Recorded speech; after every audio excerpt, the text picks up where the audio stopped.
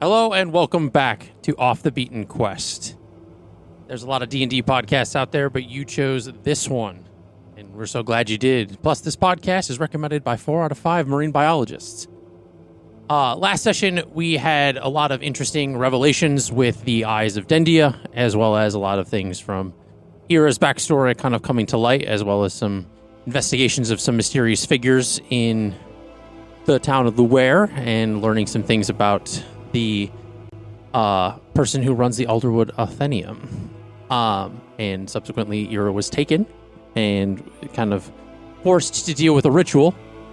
And the end of the session had a few friends from before showing up from a long time ago. So that's where we are going to pick right back up in session 78, entitled Impacts.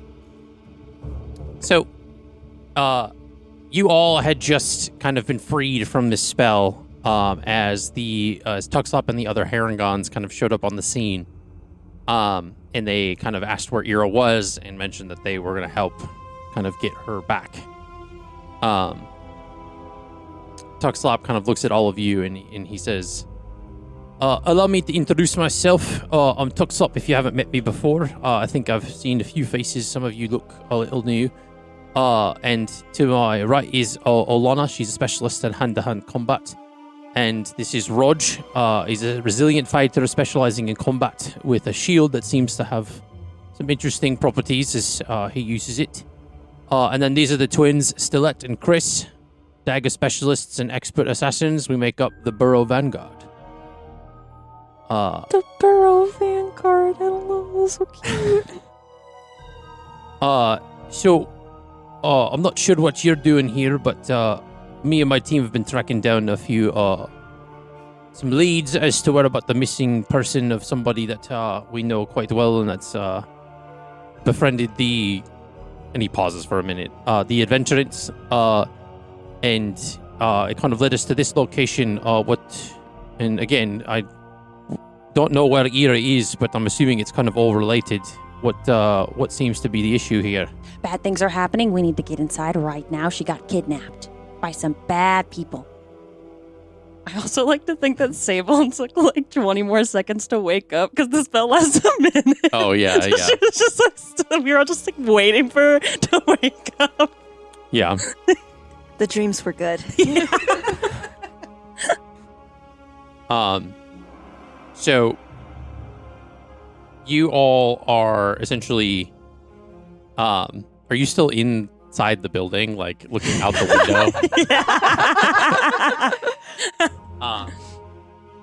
window? Would you get out and like come to these people, or would you stay in the building? I thought the building was like 5 feet away. Like I thought I was like right outside where they were. I mean, essentially, you guys are kind of still in the front of this place, like in the street a little bit. Yeah, but they're not like. Guys, come on. They're like 10 feet away. Guys, come on. There's an arcane lock on this building. This is the only way in. We can only go in. And you see that, like, there's a look on Jax's face. Some of you haven't seen this before, but you recognize it. It's similar to the look he had on his face before they went to scavenge for it. And Jax says, where's the quartz pointing? It's going like downstairs from. So yeah, so you like hold it up. Essentially, it's like where you're holding it. It's like pointing. So essentially, if you're like looking out the window holding it, it's kind of pointing, kind of like down like that. Down. And he looks to Tuxlop and oh yeah, Kitty Cam first appearance really early on. Good for him. Trying to make up for earlier. Yeah. He looks at Tuxlop and he goes, is there a way for you to get me up in the air? And he goes, yeah, I don't, sure. I think there's a way to do it. And sorry. And he looks over at Elion. He goes, can you give me the spell that Verity gave you, or that you gave to Verity before? What? The enhance ability spell that you put out. Oh. I was like, that's very general. I was like, what are we talking about? I was about to be like, I can get Stella out of the box and she can cast fly on Jax. Yes, I can. I'm going to need to make sure that this can work. So I need you to do that. Okay. I give him a little pat on the shoulder You're through gonna the have to, window. you're going to have to get out of the building. Man, okay, I jump out of the window. And so Tuxlop looks over at the twins and he says, he's like, all right. And he kind of snaps his fingers and the twins kind of like nod. And they like kind of lay on their backs on the ground with like their feet like kind of flat upward. And Tuxlop kind of kneels on their feet in like this crouched position. And Jax looks at the group and says, all right, once I'm in the air, you're going to need to get as far back as possible. I've really only done this once, and I'm not sure if this is going to work the way I think it is. But and he looks at Tuxlop and the twins. He says, "Are you ready?" He says, "Is whatever be, mate." And you guys are all kind of like looking around at each other, like not knowing what's going on. And so Jax essentially kind of starts to take a few steps back from everybody, kind of like almost like in a line away from this like formation that the Herringons are doing. And meanwhile, Eira, now you had just been thrown into the wall, essentially like kind of hitting a few bookshelves and books kind of tumbling over top of you. 6 HP. Okay. And you hear these like massive clang of like warforged feet, essentially like approaching you. And he says, and you hear your brother's voice in this like robotic kind of version of it. And he says, "Come on, sis. I thought you were stronger than that." And he says, "Elendor, be prepared to continue the ritual. Shouldn't take much longer." "What do you do?"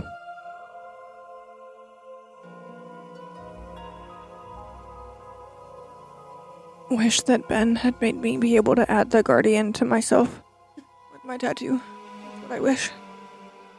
Because I can't. Because the tattoo lets me use my reaction to impose disadvantage on an attack roll against others, but not myself. Lame. It's fine. Him and I were just talking about that. How Eliana is his favorite because she's the one that uses the tattoo the most. I use it every combat. Technically, Jax uses his every combat too, but his was just a modification. Yeah, anytime of one someone's within 5 feet of Eira, the problem is everybody freaking runs around like ants. Shout outs to Ben. Yeah. You'll meet him eventually. Yeah. So what are you gonna do? What does that take?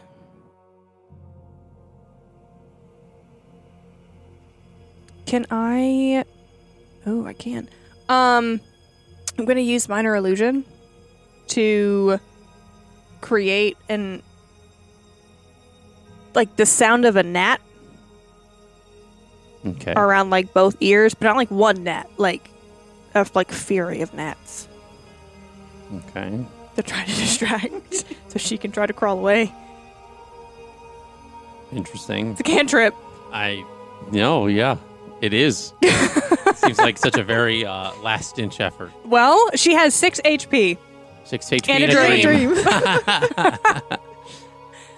So essentially you get up and you kind of like cast this like minor illusion. Oh no, she's not up. She's down. She's down? She's down. She's doing that, and she's gonna try to like army crawl away.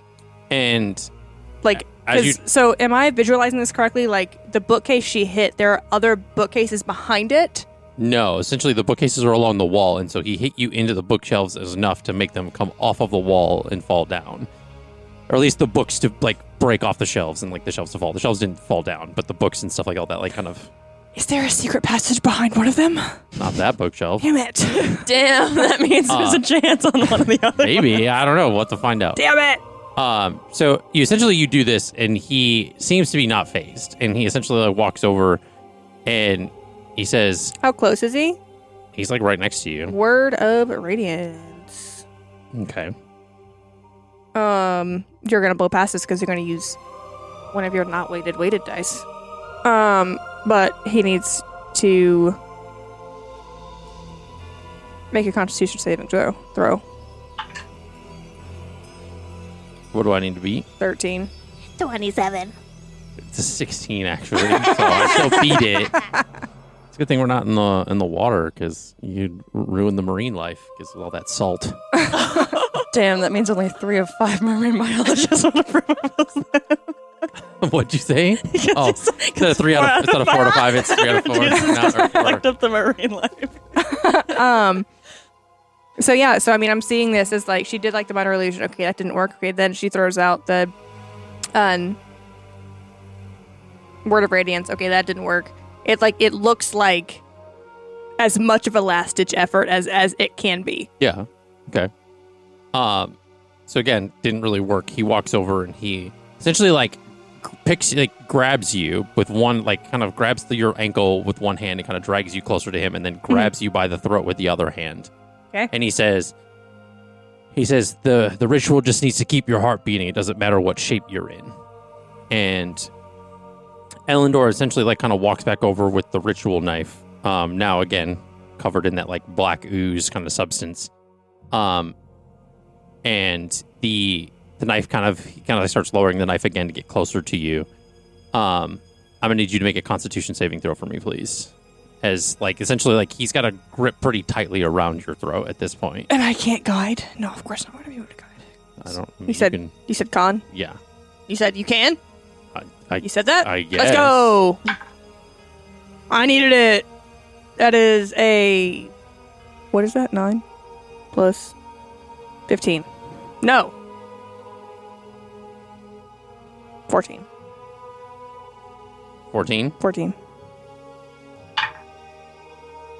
You have about 5 seconds before your HP hits 0. Can I? Or 5 minutes, I should say. Maybe I'll give it 5 minutes. Can I? No. Nope. Back with the group. Nope. Can I lay on hands myself? You got 2 turns in a row to do whatever things. It's my turn now. Has it been 30 minutes? No. Ooh!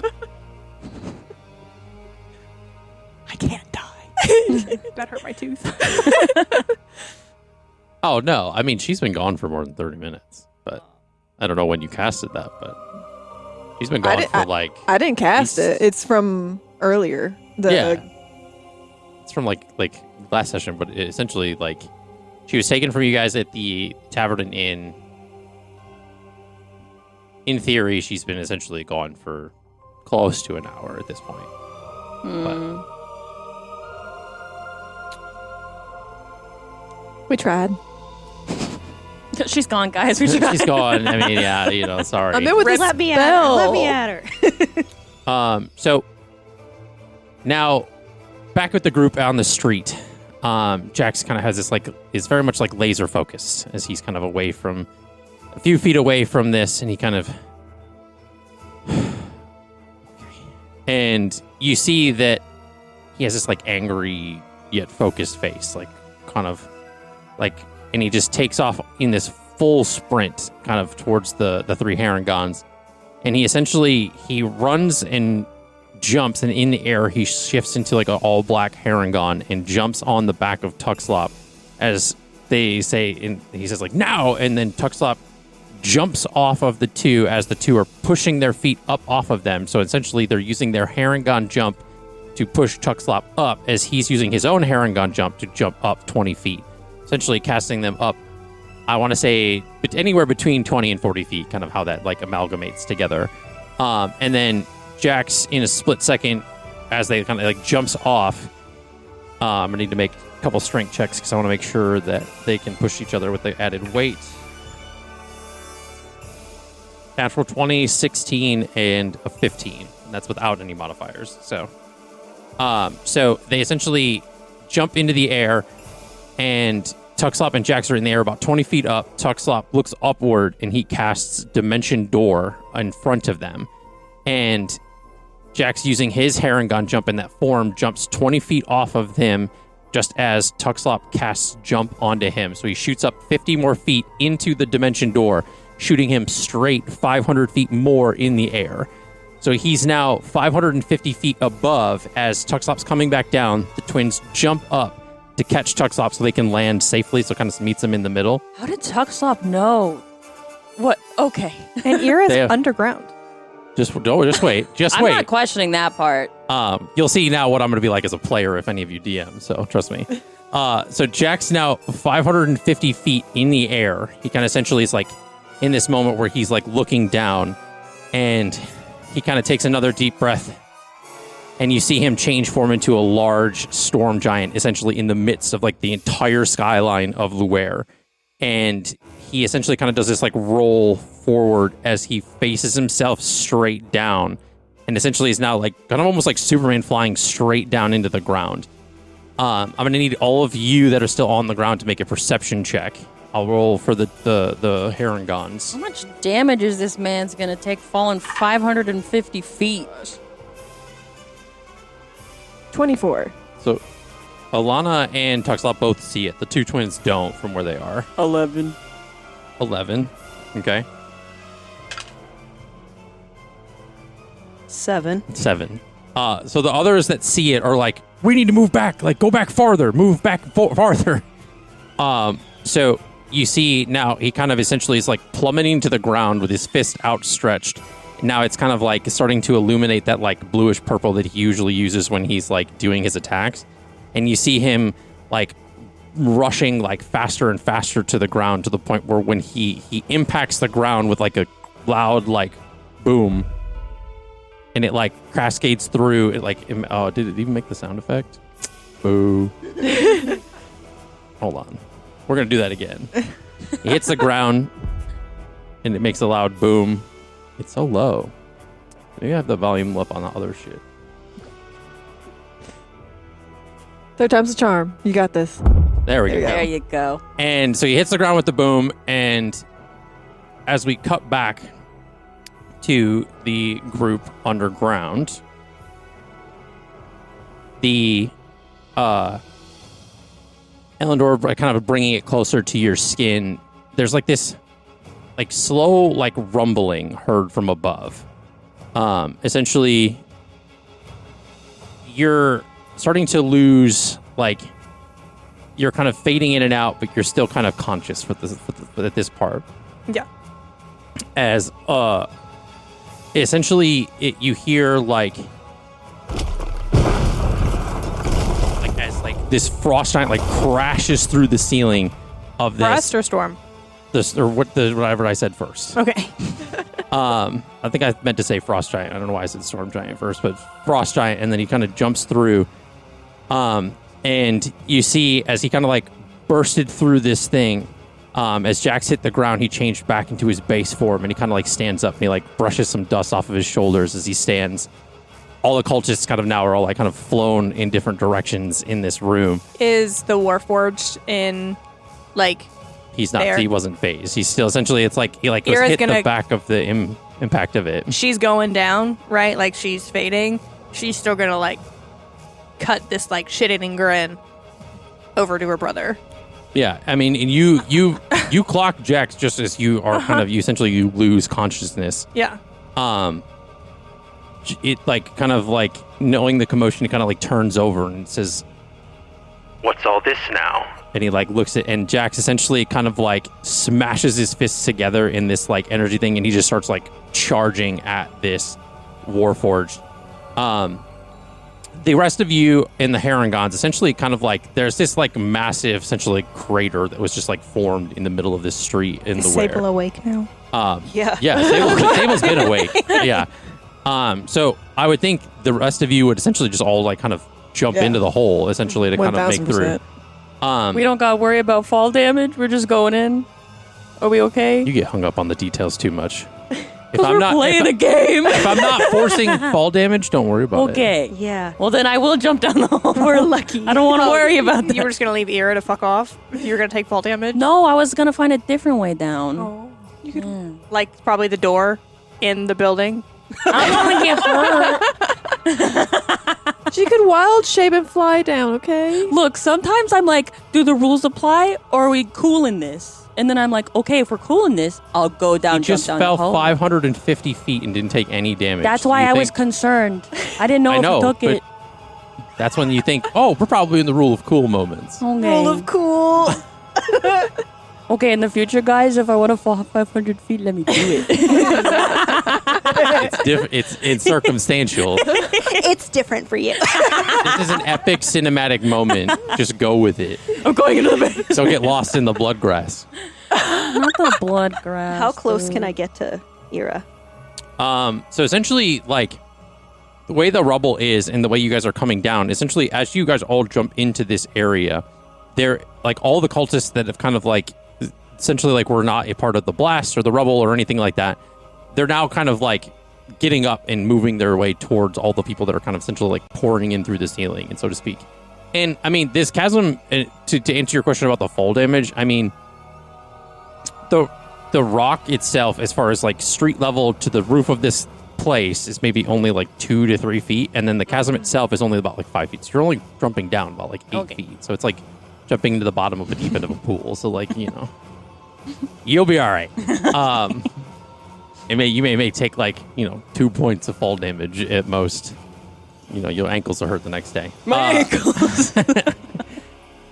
So what we're going to do is essentially I'm going to go one by one around the tables. So instead of rolling initiative, we're just going to do it, like, back and forth. So it'll be like, just for example, it'll be like you and then a cultist, you and then a cultist, you and then a cultist, and, like, the rabbits and stuff like that. So that I keep my mouth shut. Am I at 0 now? Yeah, you're unconscious. Eira is essentially unconscious now, kind of like, and as Jax, like, starts to charge towards his warforged, he, like, tosses Eira down as he, like, kind of, like, turns to, like, charge towards Jax. And Tuxlop, as, like, they're jumping in, is like, oh, that's one way to make an incident. and Olana's very much like, oh, the city's not gonna forget about this anytime soon. So, like, so we're gonna have to act fast, otherwise people are gonna start to panic. And so, as you all kind of get in there, and kind of these cultists are kind of starting to kind of swarm towards you, there's probably about, I want to say, like, 8 or 9. There's not a lot. There was only, like, a few in this ritual. I think we said, like, 10 essentially when we were doing your scene last time. So I think one of them would have gotten just, like, messed up by the rubble, and then the others would still be alive. You, in your head, Verity, you start to hear these, like, whispers, and he says, "Bring me their souls." You got it.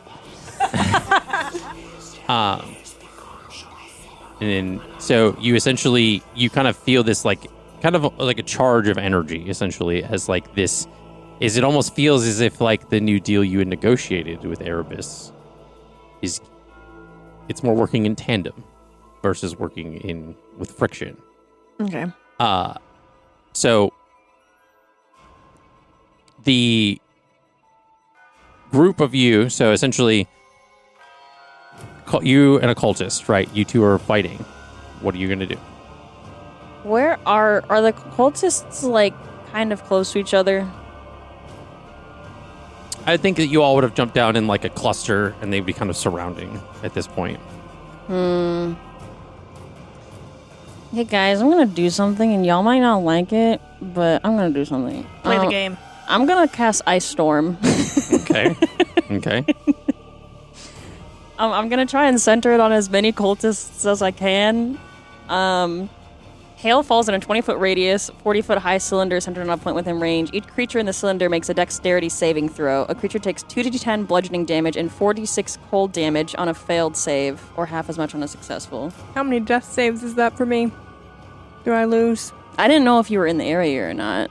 How big is the area? It's 20-foot radius.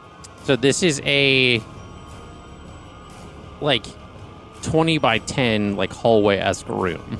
Oh, I was picturing, like, a huge cavern, I like, was, too. underground. Well, it's essentially, if you think about it, it's like a small chapel-sized room.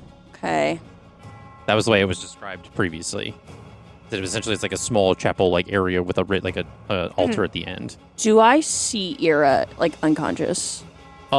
Essentially, like as you guys jump down, so a lot of this is happening kind of simultaneously, right? So essentially, as Jax and the Warforged kind of charged at each other, Jax kind of like charged up a fist, and like their fists like hit each other, and his fist ends up like going through the like because I remember I described him as like one of his arms was like reassembled.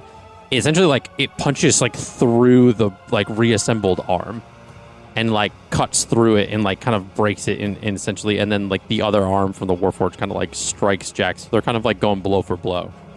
So when you jump down, you don't necessarily see her right away. There is a lot of rubble, a lot of like just like different things kind of thrown about. So you don't necessarily see her right away. Okay, well then, to not metagame, I'm just assuming I'm going to try and take out as much people that are here as possible. Okay. So I'm going to cast that, and ice chunks a bunch of hail, just like a shit ton of hail. My Just starts question falling stands. down. How many death saves do I fail? It would just be one. Yeah, essentially it's one because you automatically failed. But you don't. Well, so it's weird. You failed. It's fine. It's not like. Is it a saving throw? He has a saving throw. Yeah, but you unless you took more. Does she lose a death save at that point? Because it's not. She only takes a little bit of damage. She's not taking. If you take damage when you're unconscious, you lose. Yeah. a death Okay. saving Yeah. throw. All right. Yeah. It's fine. All We're fine. Love you all. Stay cute. It's fine. right. Trying to look for I'm not gonna let this happen. It's so fine. It's okay.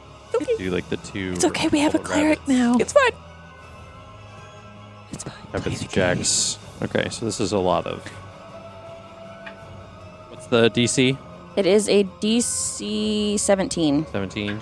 Everyone has to roll except for Eira because she's gonna Yeah. die. Okay. DC 18 of what? Sorry, I wasn't paying attention. DC 17, and it is a dex saving throw. Otherwise, they take full damage. Yes. And then they take half on a fail. I mean, half on a success. I do just want to say this is a hell of a way for Eira's brother to meet her future brother-in-law. Love this for Jax. It's a great Okay, first so- impression. It is. Essentially, all the Herringons and Jax take full damage. So does Verity. Oh, I take full damage too.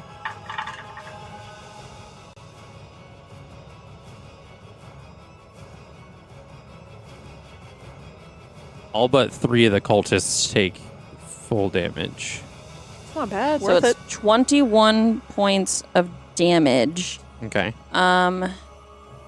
Do any of them have like resistances? Because it's bludgeoning and cold damage. Not really. Okay. These are just dudes in robes. Okay. Well, I they're not also all dudes, failed. but yeah, they're people in robes. So 21 points of damage. Okay. And then the ground is difficult terrain until... Is it the start or the end? Until the end of my next turn. Well, that's what she gets. It's real slippery. It's real icy, guys. That Good. just... I mean, that's She's just, trying her just means best. that just means it's like twice your movement. Yeah. And if the room's kind of small, it's not too bad. Okay, so it's not like Yeah. the ground takes damage from you. Why don't you No. save some for Okay. the rest of them to do some shit to these people too, right? Like, you don't need to kill all of them. Let Just her those. play. Kill them all. Kill them all. I'm What about the full damage? I want to save my friends! Okay. So you essentially like take out like they're not like an insta kill, right? So so you do that. The cultist rolls a natural 20 to stab you essentially with the dagger, and so it is 16 points of piercing damage. I'm going to use my Breath of the Cosmos tattoo. Hey, Ben. Cut that damage in half Okay. to 8. Okay. All right, Verity, what are you going to do? For the first time ever, I'm going to use Shadow of Moil. Okay. That was my action. And then question with the 2-weapon fighting. Can I use Nyx with that, or is that just with my action? I mean, yeah, like Shadow of Moil, essentially, it's... So if you were to do that and then bonus action is your offhand attack, it still counts as, like, a secondary, like, thing. I think maybe Nick goes off of the first attack, though. I just want to make sure. No, it says when you make the extra attack of the light property, you can make it as part of the attack action instead of as a bonus action. So it allows you to do it as like the normal attack. Okay, so I can do. Yeah, I'll allow it. I mean, Cool. I just want to make sure. we're in weird territory at this point. We're ruling of cooling it. Okay. Well, I need to bring my daggers up. 25 for the first one, Okay. and then a 13 for the second. Okay. They both hit. Oh, okay. Cool. Again, I mean, they're Guys in robes. people in robes. Like The guys. their in robes. ACs are like not like super high at this point. What damage? 1 and a 2, so that's a 3 plus a 10, Did you sneak attack? 13. Oh, I do get sneak attack, don't I? Allies in 5 feet. Yeah. That's automatic. At least for one of them, yeah. Whichever one you're attacking. I mean, I'll just do it all on one. Yeah. Okay. So the first one was 13, then sneak attack. Where's my sneak attack? 3d6. 3d6. Right? Yeah.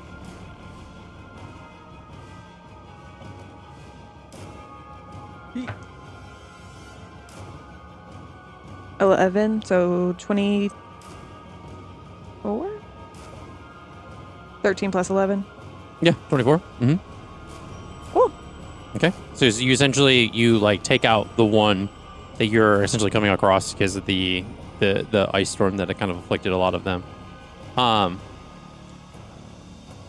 So you essentially like you cut one down and then you essentially like take the second knife and like kind of essentially hit the same like the guy in the heart, and then essentially like the purple like energy kind of like sucks out of their body essentially into this knife. And they become like, they're already kind of pale, but they become like paler. So it's almost like this like kind of grayish white pale as they kind of like their body falls to the ground, kind of devoid of all vitality and energy. Okay, what about Sable? So We forgot that he has. Yeah. I don't know combat very well, so Fucking prove yourself, bitch. This is your first challenge. player cries. If someone is like 0 hit points and fading, if they just heal, do they become stable, or do I have to stabilize them then heal them? They essentially they get brought back conscious, and they're essentially just prone. They have to like it takes like their whole thing to get up. Like, Use half my movement to stand up if I wanted to. Okay, cool. How close can I get to her? do you know where she is? I'm gonna look for her. Okay, so roll for perception to see if you can see Eira. Be nice to me. Wait. +6. Oh. Ooh. 22. Okay. Yeah, I mean, you see she's off to very like one side of this, the rubble and stuff. Okay. I'm gonna run. Hopefully I can get within 30 feet of her. Okay. Okay, so we failed the opportunity attack. So you essentially like you kind of dip to go to heal Eira. Mm-hmm. Yeah, and I'll use one of her channel divinities. Okay. And I'll restore 2d8 plus 4 HP to her. Okay. So like Sable will kind of run that direction, and then she's in her little bag, like, oh my god, and she tries to grab her tarot cards, and she's like, fuck, and she just throws all of them at her and hopes it hits her. Okay. And then it's 2d8 plus 4. Okay. Be nice to me, dice. They're paper cuts, but they're like healing paper cuts. Did you just roll your wheel or woe? No, I rolled for my concentration, and I Oh. have advantage for my spells. Oh, that's right. The icy. Well, Jack's, it's not for the ice one, it's for Jack's. Oh, yeah. He still has advantage on strength checks now, so for the hour that I'm concentrating. Oh, I didn't roll with advantage on the first one. Yeah. I still got it anyway. It's 15 points of Okay, healing. so you're essentially Eira gets kind of brought back conscious, So the Jackson the Warforged, like the Herringons are essentially like, kind of clean it up. Like you see like kind of Raj like take his shield and like throw it, and it like hits like 2 or 3 of them and bounces back to him. It's very much Captain America in a Herringon. And LOL, Raj. yeah, get it? Like Rogers. Oh yeah, my that's the whole reason I did that. God damn it. Stop it. That flew right under the radar for me. And the two like the twins essentially like with their daggers are essentially kind of like almost like working off of each other in like this like form to kind of like take out a bunch of these like cultists. Olana is like taking out a few with like her quarterstaff, as well as like Tuxlop in like with his rapier. And essentially like Jack's in this Warforged are kind of exchanging blows, and at one point the Warforged with its like good hand like hits Jack's like backwards, and he kind of like slides across the ground, and he says, Enough of this. he says, This isn't worth it. I'll see you again soon, sister. and he kind of his hand like illuminates, and he kind of hits the ground, and you see like She would like to. he's gone. I'm aware. Yeah, Can I have a moment, please? I know. but Equally as cinematic as you are. Every time I try to do a moment, you got like you're right there behind me. She's so, gonna try. She's still gonna throw a dagger. She's gonna try to beat it. Okay. Go ahead and roll. Okay. Please get a nat 20. I'm trying to be just as cinematic as you are. This is what I wanted to happen. It's a natural 1. Hey. So I wanted her to fail, but I wanted her to go down fighting. Fair So- enough. You essentially like you go to throw it, but you're like very weak, and it like doesn't. It goes really like go maybe 3, like 3 3 inches. feet. Yeah, like it just goes like a few feet, like an inch away from you, and it just like falls. Yeah. And essentially the Warforged is gone out of the room.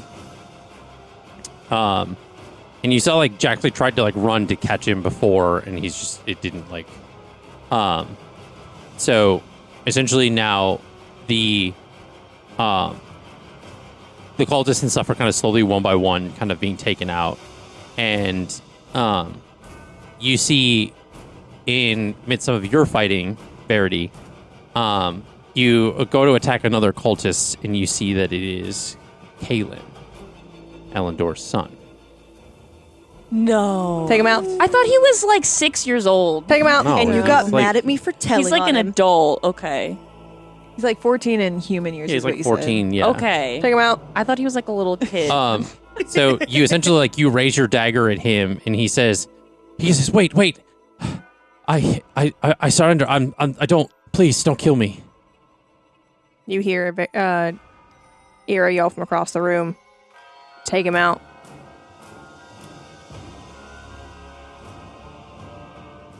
Sorry, bud. She's the champion. But in a southern accent, because I don't think I did in a southern accent. Anyway, she goes to stabby stab. Okay. We're just killing children now, guys. It's fine. No redemption for Verity. Okay, Yeah. roll for attack. I don't like this music.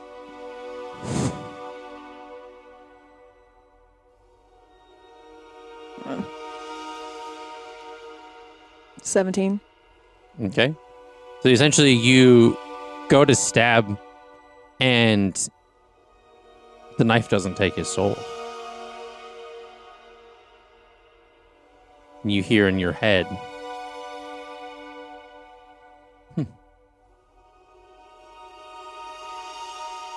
I guess you favor our old agreement.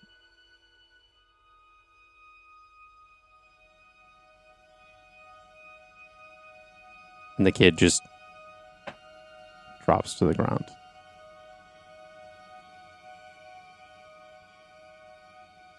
Do I see this? Do I see this? I mean, you essentially, like, the Herringons and the rest of you in this room essentially see Verity. Like, because the hood had fallen off. Like, the mask, the hood, and everything. So you guys saw that this is Kaelin, the son. And she, listening to Eira, stabs through him. And this the equivalency of like a 14-year-old boy just like collapses on the ground. Run up and cast Spare the Dying on this child. This is a child. Yeah, go ahead and. Oh my god.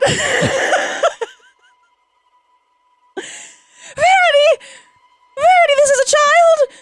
Verity drops her weapons Okay. and just backs off. I cast Spare the Dying. Okay. Yeah.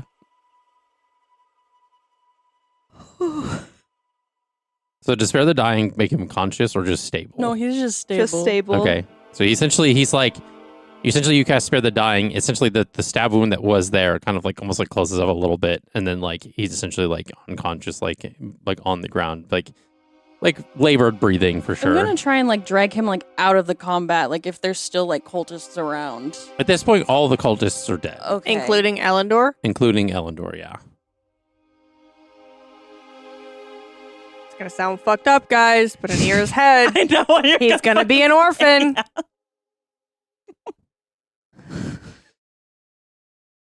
Well, good thing Dawn's not here. Stop it. The orphan maker. We've already done it. Essentially, Jax walks over to Eira and kind of like helps her up, and kind of she's able to kind of stand sort of like kind of with his like help, essentially with how like weak and stuff you are given everything. The Herringons are taken back a little bit given the circumstances, and Tuxlop says, "All right, everybody, hug the walls. Hold on, hug the walls." Okay. And essentially everybody kind of moves, and you see him kind of wave his hands, and like the rubble that was from the ceiling kind of like flies back up into the ceiling as he casts like mold earth, and he looks at you, Aliana, and he says, give me a hand here. Okay. Yeah, I start using my mold earth. My hands light up, and the stars start circling, and they. And it kind of like re-solidifies the the ceiling above the chamber, essentially kind of like putting it back where it was, essentially, like kind of give or take. Now you're left in this darkened room. Herringons, dead bodies. And like the twin Herringons kind of start like relighting some of the torches in the room. And you guys are all... I can make the boy suffer without killing him. No. No, like, I wouldn't actually hurt him. What I would do is I would bring his dad back to life, and then he only has a certain amount of time before he has to kill his own dad or die to him. We are not doing that. Eliana in her head is like, as a child, I was indoctrinated to my religion, and this child has been indoctrinated into this cult, and she's like very protective over this child right now. Like, And Eira wants to leave because all Eira thinks is it's too late, he's too far gone. Yeah. He's going to come for her later yeah, if he's allowed to live. yeah. Eliana and Eira are back to fighting, guys. The truce was fun while it lasted. I do think that this is a really good, like, middle ground because, like, he could still live if he kills his own dad. Where's the door? It's not visible. You still don't know where it is. She doesn't want to be here. She wants to leave. Okay. She'll start walking around until she finds the door. I guess you can start just hobbling around. Here she is. Okay. Verity's going to detect magic to see if there's any. Okay. You are. Thank you, Sable, for bringing Eira back up. I appreciate it. You seem very viable to our group circumstance. I Yeah. won't do what I was saying to the kid. Like, Okay. if everyone is not, like, on board, then I won't do it. You know what I mean? But Yeah. I will do this. And she, like, throws up a few cards, and she casts Mass Healing Word On everybody. on everyone. It's Okay. within 60 feet, and it's 6 people. So Okay. Hey, so what 6 people do you 4, choose? 5. Us 5, and did Tuxlop get hurt? No, none of the Herringons took any damage. Did the twins take damage? Mm-mm. So none of the other ones hurt? Mm-mm. Oh, then just us. 1, 2, 3, 4, 5. You I could mean, heal you the could essentially sun. heal the sun. Fuck that. Oh, let me ask. Should I wake him up so that like you guys can talk to him and see if he's savable? Savable. Okay. I mean, I feel like he surrendered, and I don't know how powerful he could be. I mean, we could tie him up and like question him when he wakes up naturally. Okay, let's do it. Let's tie him up. I feel really bad about this. About tying a kid up? Yes. This sweet-ish woman almost died. Yeah, I don't think it was the child's fault. I mean, did he hurt someone? He He was kind of just going along with what his But dad how told him. How do you know? Because he ushered you guys out. He tried to save you guys by having Oh you my leave. goodness, I truly forgot about that. You are so right. He literally tried to save you guys from his dad. Okay, First, you're so right. I literally am just a girl. And she's then going to heal all 6, including the Oh my child. Killed God. the child. Okay. Okay, 44. I am just a girl. Just literally just a girl. Tell me why that one audio, like just an ordinary girl. So essentially, you cast that mass healing word. 8, Damn. 11, 12, 13, 14, 15, 16 points. Okay. To everyone.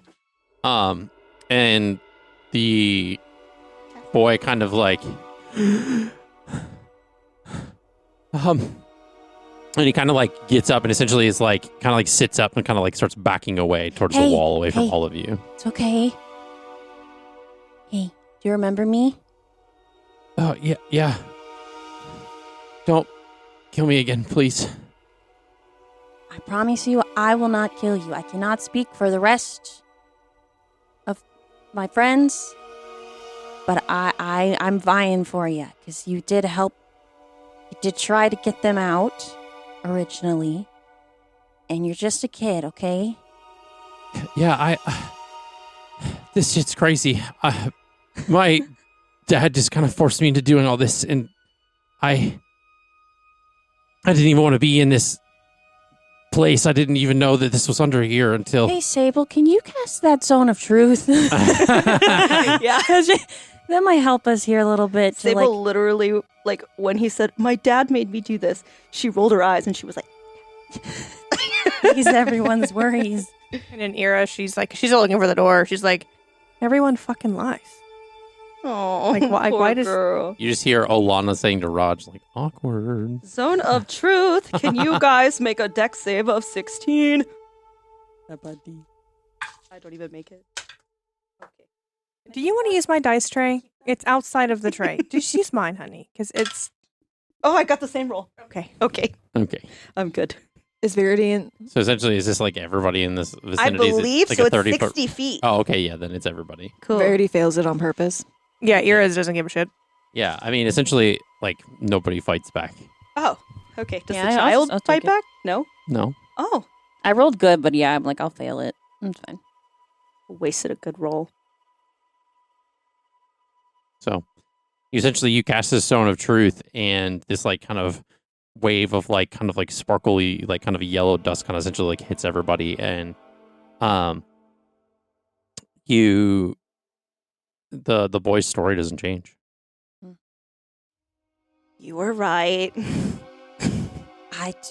I just I mean, I like, wanted you to be right. okay. I've just been in a very similar situation. Not exactly, but kind of similar. Oh yeah. I'm really sorry for saying you were in a cult. That was super insensitive of me. I mean, sometimes I just say what's on my mind, and it can be really mean. But I really did want to apologize, even though your mom was kind of mean to me. But whatever. Thanks. What's you the little shouldn't. boy doing? He's just essentially just sitting there against the wall, still very much, like, happy yet shocked to be alive. Eira's gonna walk over. Eira's like, God damn it. So he's sitting on the floor? Yeah. Okay. She's gonna sit on the floor, very close to him, facing the wall. Because I'm assuming he's facing out? Yeah, he's kind of like, he like backed up against Yeah. like the wall. She's not making eye contact, but she is speaking to him and only to him. Like you sitting across from him? Think like when someone has a power play and you're like facing outward and they walk up to you and they're speaking to you, but it's so quiet and it's just next to your ear that only you can hear it. Okay. It's like, Sarah, it's like, Okay. Yeah, but Yeah. she's sitting on the floor and it's because she's back up to just over a 30 HP, so she can move okay. Yeah. So she's like sitting on the floor. Tell me absolutely everything. Or you're gone Okay. with no trace to ever be found. Roll an intimidation check. guys, I think we're being really harsh on this kid. Eliana also did not see anything that just happened to yeah, Eira. she didn't. Yeah. So she has no idea. I don't trust any of you to give me what I need. I feel like this is the first time I truly gave you all a moral dilemma, and it is very interesting to see how that all played out.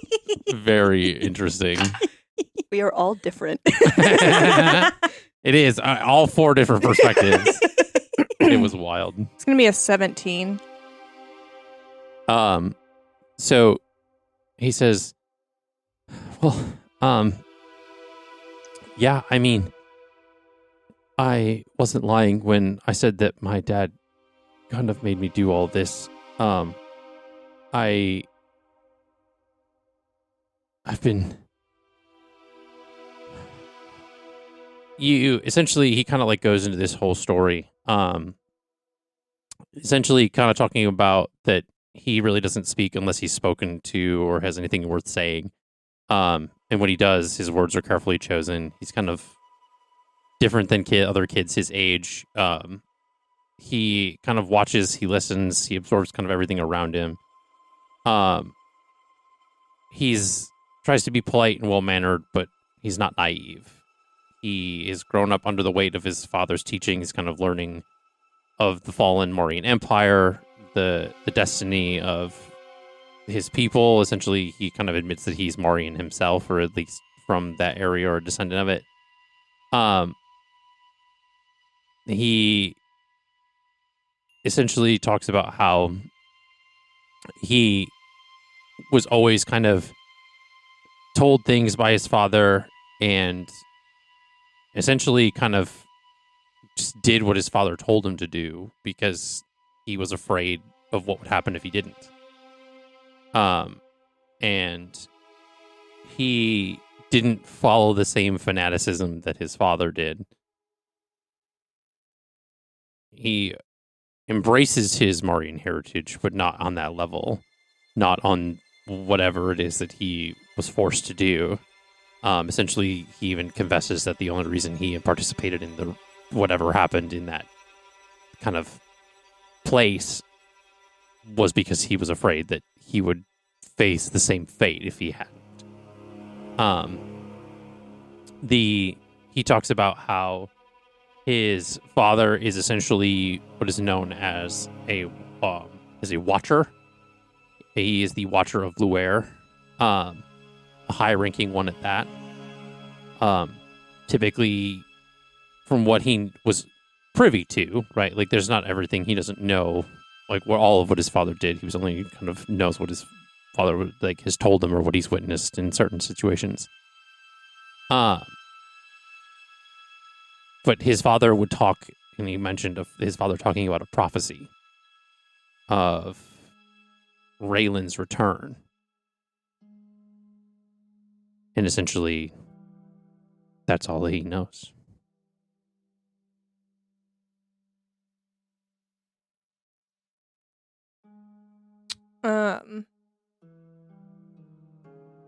Do I feel like everyone else kind of behind me? Because she's listening, but she's also like, I got fucking 4 broken ribs. Oh, it hurts to breathe. It's like, are other people also getting this? I mean, I think, like, given the background he has, would essentially be paying attention. Okay. The other Harangons, as well as I would think the rest of you, depending on what you would want to be doing in this moment. So by all means, I would think you guys are either like looking around the room. I don't know kind of what you're feeling or what you'd be doing or what Eliana or Sable. So just what would you guys be doing? Eira's not done. That's why I was asking. If I just want to know where they are in the Okay. room, essentially. I don't need to necessarily go into full details, but Verity's in like the farthest part of the room away from him. okay. I feel like Eliana's kind of trying to stick nearby to be like a comforting presence to the child. You don't trust Eira not to kill him. What about Sable? No, she just feels Doing bad the for same him. thing, but for Eira. Okay. So essentially, yeah, like the other Harangons are essentially like looking around the room at the different bookcases. So Olana, Raj, and the twins are essentially like kind of investigating. Mhm. The rest of you are kind of in this, sitting kind of in that part. So you would feel essentially like a group of people around you or behind you. Okay. She's gonna ask Kaylin, is there more information about this? She like looks up, like alluding to the building, the house, The whatever it Athenium. is. Yeah. Is there more information about this there? No, if anything, it's down here. The Athenium is a place for people to bring knowledge and share it. And I can't say that there hasn't been some questionable people that have came through, but a lot of the times Dad would take some stuff down here and he would take notes in his notebooks, and some he would catalog on his shelves, but other times if it was something different, oftentimes they would speak in a form of Elvish that I didn't even understand. I never learned. As much as I tried, it just seems hard. And you get the feeling that he's talking about like the Marian, like Elvish language. And anytime that they would talk in that kind of, and he would take notes and stuff, that he would always bring it down here. Well, your father's dead. What's I figured. what's the plan for you now? I don't know. That's where Eliana's like, I want to adopt him. I'm gonna essentially he's gonna come back with me so that any other information that he has, any more that he hasn't already told, or at least we can get it on record, can be given to and again he like pauses for a second, and the adventurers, and yeah. When you're done, send him to my mother. Okay. There's an orphanage in the Port of Mar. I'll I- be provided for. Provided work, have a place to live. It's going to be a bit of time because That's he's fine. got a lot to unpack given things, but If the cult's gonna come after him at all for being a loose asset, he'll be protected there.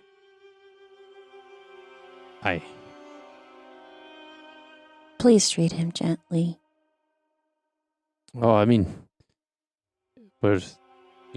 he's been honest and forthright with us so far and cooperative. I mean, I don't see any need for excessive force at this point. Sable's gonna walk up to the little boy, Okay. and she's gonna. Is he sitting or kneeling, or is he He's standing? sitting. Yeah, on the He's floor. essentially, he's Okay. kind of like, She's gonna sit crisscross applesauce next to him, okay. and she's just gonna lean over. My parents died when I was 16. Sable.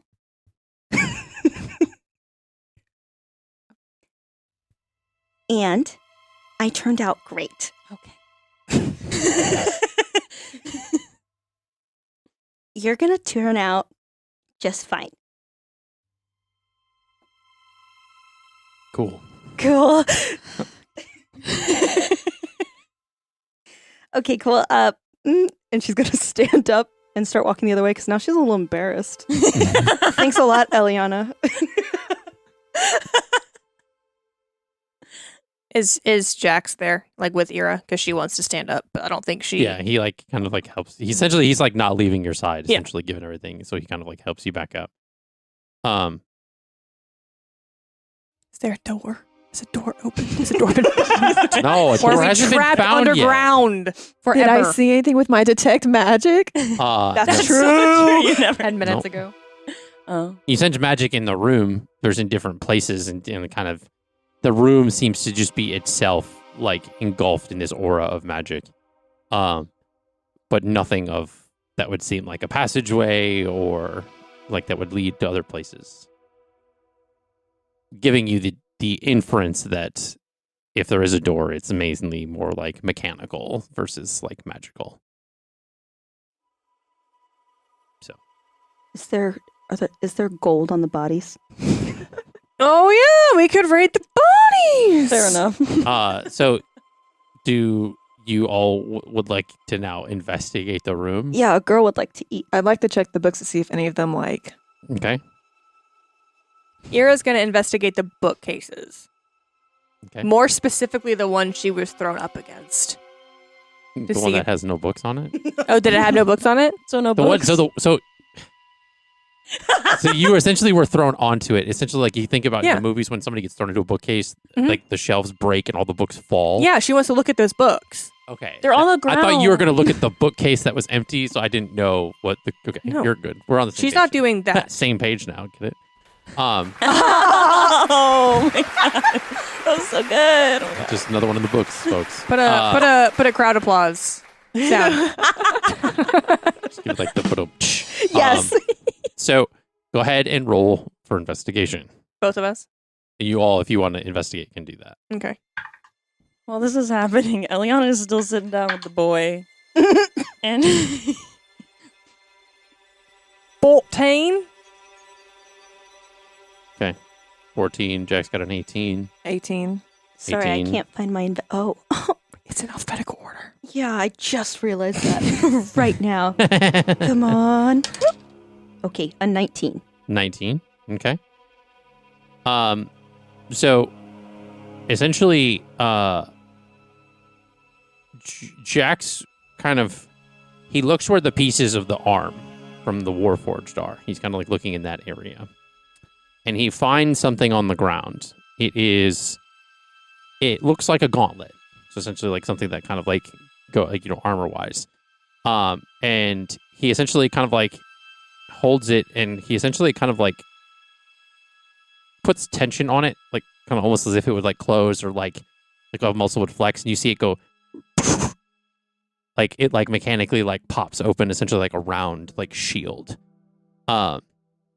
And he kind of like lets go of the tension, and it like completely closes, essentially goes back to a gauntlet.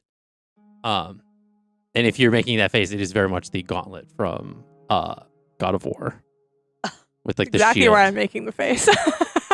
God, such a good game. So good. Yeah, I found the item on the homebrews, and I was like, okay, sweet. No, and I'm also making the face because Jax just got Jax is stronger. about to be even more powerful than he already is. I don't know if that's possible. So he Paladin without a shield. essentially he like grabs, he's like holding it in his I don't have a hand. shield. And look, he'll make you a shield. And I think We got because again, all like shields. he's staying Wood. close by to where you are, because essentially where Uh-huh. that happened was near the books that you would Yeah. wanted to go look at anyway. Yeah. And you would notice that like he kind of does that, and this like it's a loud mechanical like as it Mhm. pops open. And he looks at you and he says, "I can't use this." I would figure that the gauntlet would be way too big for her arm. Not necessarily. It's like- like adjustable. It looks as if it was like, because New again, toy. the arm was put back together, or it was like reforged essentially. So this is like part of that like assembly. Mm. It could have been something that was either adjustable or can be adjusted, given if you take it to the right person, it can be adjusted so that you can wear it. Because you're right, it essentially for a Warforged Yeah. as far as size, but it Huge. does look as if it's not. It could have some pieces popped out. It's and not then it would Marian. adjust It's down. not old. It's something where it looks as if it was like crafted to do this. Okay. She will respectfully take it. I don't know where she would put it. She would look for like her bag to put it in, and she'd be like, "Wait, who has all your?" She like panics for a second. She has no idea where he is because like she hasn't seen him. She doesn't have her box. Where's the box? The box in the hotel room. Was the box stolen? He's in the box. The box is in the hotel room. Guys, Safer there. I don't than think here. we clarified whether we took it with us or not. I think Jax just had it, and we were like, "Okay." I think. Jax has it." Well, I guess Jax would have it on his person, but he essentially like kept it safe given everything that he was doing. To, so when like, she break freaks out, through the does he ceiling. give her the box? Yeah, he gives you the box. Okay. It's the box, dude. It's all your. Yeah, I know. Imagine if it was Gabe in this world. No, we're just How walking around with a inconsolable. giant like pet carrier. For Stella's the in whole the rest box of the... too. It's the size of a pencil case. Yeah. So he hands you back the box, and essentially like there's like he gives you essentially hands you like your bag and your bow and stuff like that. So it's like I guess I would think that like in the meantime he would have had like one of the Herringons hold it if it's like everything, and then like during the fight they would have like set it off to the side and then like kicked some ass and then like picked it back up, and then like Okay. gave it back to him to give to you or whatever. Yeah. Logistics, like Yeah. This isn't like Matters. I know, but it's not a video game. They can't just like the inventory Roman can't just took like the bag of holding. and then get a new one. I don't know. There are more than one bag of holding in this universe. They cost a lot of money, Yeah. though. You spend 1,000 gold on the little shell casing. Worth it. it. Yeah, but it's reusable. Yeah. Let's see if we can turn it into a bag of holding, I guess. Reduce, reuse, recycle. Stella, hey, you can come out now. And so like Cole and Stella and essentially Eira kind of like come out of the box. Mhm. Just 3 animals like. "Broom, broom, broom." Oh. And essentially like Eira, given the like experience, he's a little older. He's seeing these like 5 different like rabbits, essentially like larger Yeah. rabbits. Well, he's met Tuxlop. He spent time with Tuxlop. Yeah, but Tuxlop's a Tabaxi Herringon hybrid. Now he's Mhm. seeing full on like Herringons, and he's kind of like seeing these adventurers and kind of is a little bit more of like could be like me. starstruck. Yeah, like and Cole is like just happy to see Jax again, and Stella's happy to see Eliana. No one clocks that Eira's like had her shit rocked. I'm mean- just. I'm going to acknowledge it after, but I'm dealing with a child, and there's something very dramatic right now. Through the investigation of everyone else, you have found some books that what can be deciphered that are at least in like common versus because a lot of these books are in like old Marian, so it's hard to decipher and understand even for you given everything. Do I have a fundamental understanding? Like, if I were to It's try like- to read it's like the German right same- now, like basic understanding, like knowing that like hola is hello in Spanish, like so it's it's not nothing. not nothing, but you can only make out I like can read 2 words on this page. yeah, 2 words essentially. But for some of the other ones, it talks about the eyes of Dendia have been operating in the essentially that's like their name. Because the kid told you that, like that's what they're called. That they've been operating in the Ware for some time. You basically get the gist that the Eyes of Dendia are kind of Marian fanatics focused on bringing about a new age for Marians. The other thing of note is there's what can be deciphered. It's very hard. You recognize Eira in some of the books you're looking on in this pile. You recognize the name Gallade Mountains, and what can be deciphered as something as far as what's called there's notes on essentially like 2 relics that the eyes of Dendia are searching for. One of which is said to be in the Gallade Mountains somewhere. That's essentially like the gist you gather from it. Because it shows like some like very, very basic like drawings of the area, not like a map to where to go, but just of that area that you recognize as like of your family's home or previous home, I should say. As well as some of the other things that like, Verity and some of the other Herangons kind of pick up that they would have communicated to each other is that there's a mention of operatives working amidst an airship port.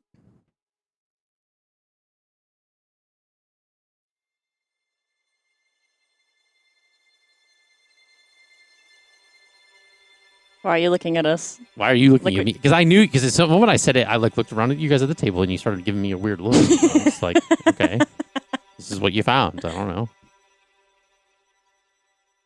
We've only been to one airship port. Have you? Mm-hmm. Where was that? Technically 2, but there's only like Port of Mar and Bountifolia. That's not exactly an airship port. Port I of think Mar? they were just airships. They were just Not like a port. airships stopping at a space. Like That's why I looked at you, because I was like, I'm not sure. I'm like, we've been on an airship, but I don't know about ports. Mm-hmm. I don't think anywhere a airship would dock would be considered a port. But this is like the way it's speaking of it is Oh, it's like a massive thing. a space for like airships specifically, not just like not like a harbor where different types of ships can land and Like, come and you go could- or sail in. You could land a ship on a beach, but that's not a port. Facts. So this is something that seems like it's more dedicated to airships. Okay. The way it's like Well, we're taking it. okay. Anything. Any text that has relevant or seemingly relevant information. I don't care if it just has weather reports for the last 20 years. We're taking it. As much as we can carry. Okay. I swear to God, if we get outside and it just disintegrates. Read it all now, just in case. Essentially, after some time of investigating,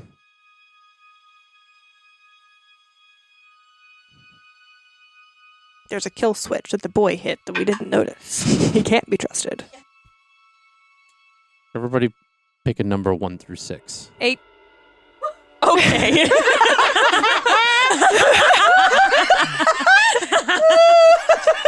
Okay. Oh my goodness. All right. So, Two. do you wanna maybe meet in the middle and say like 4? Sure.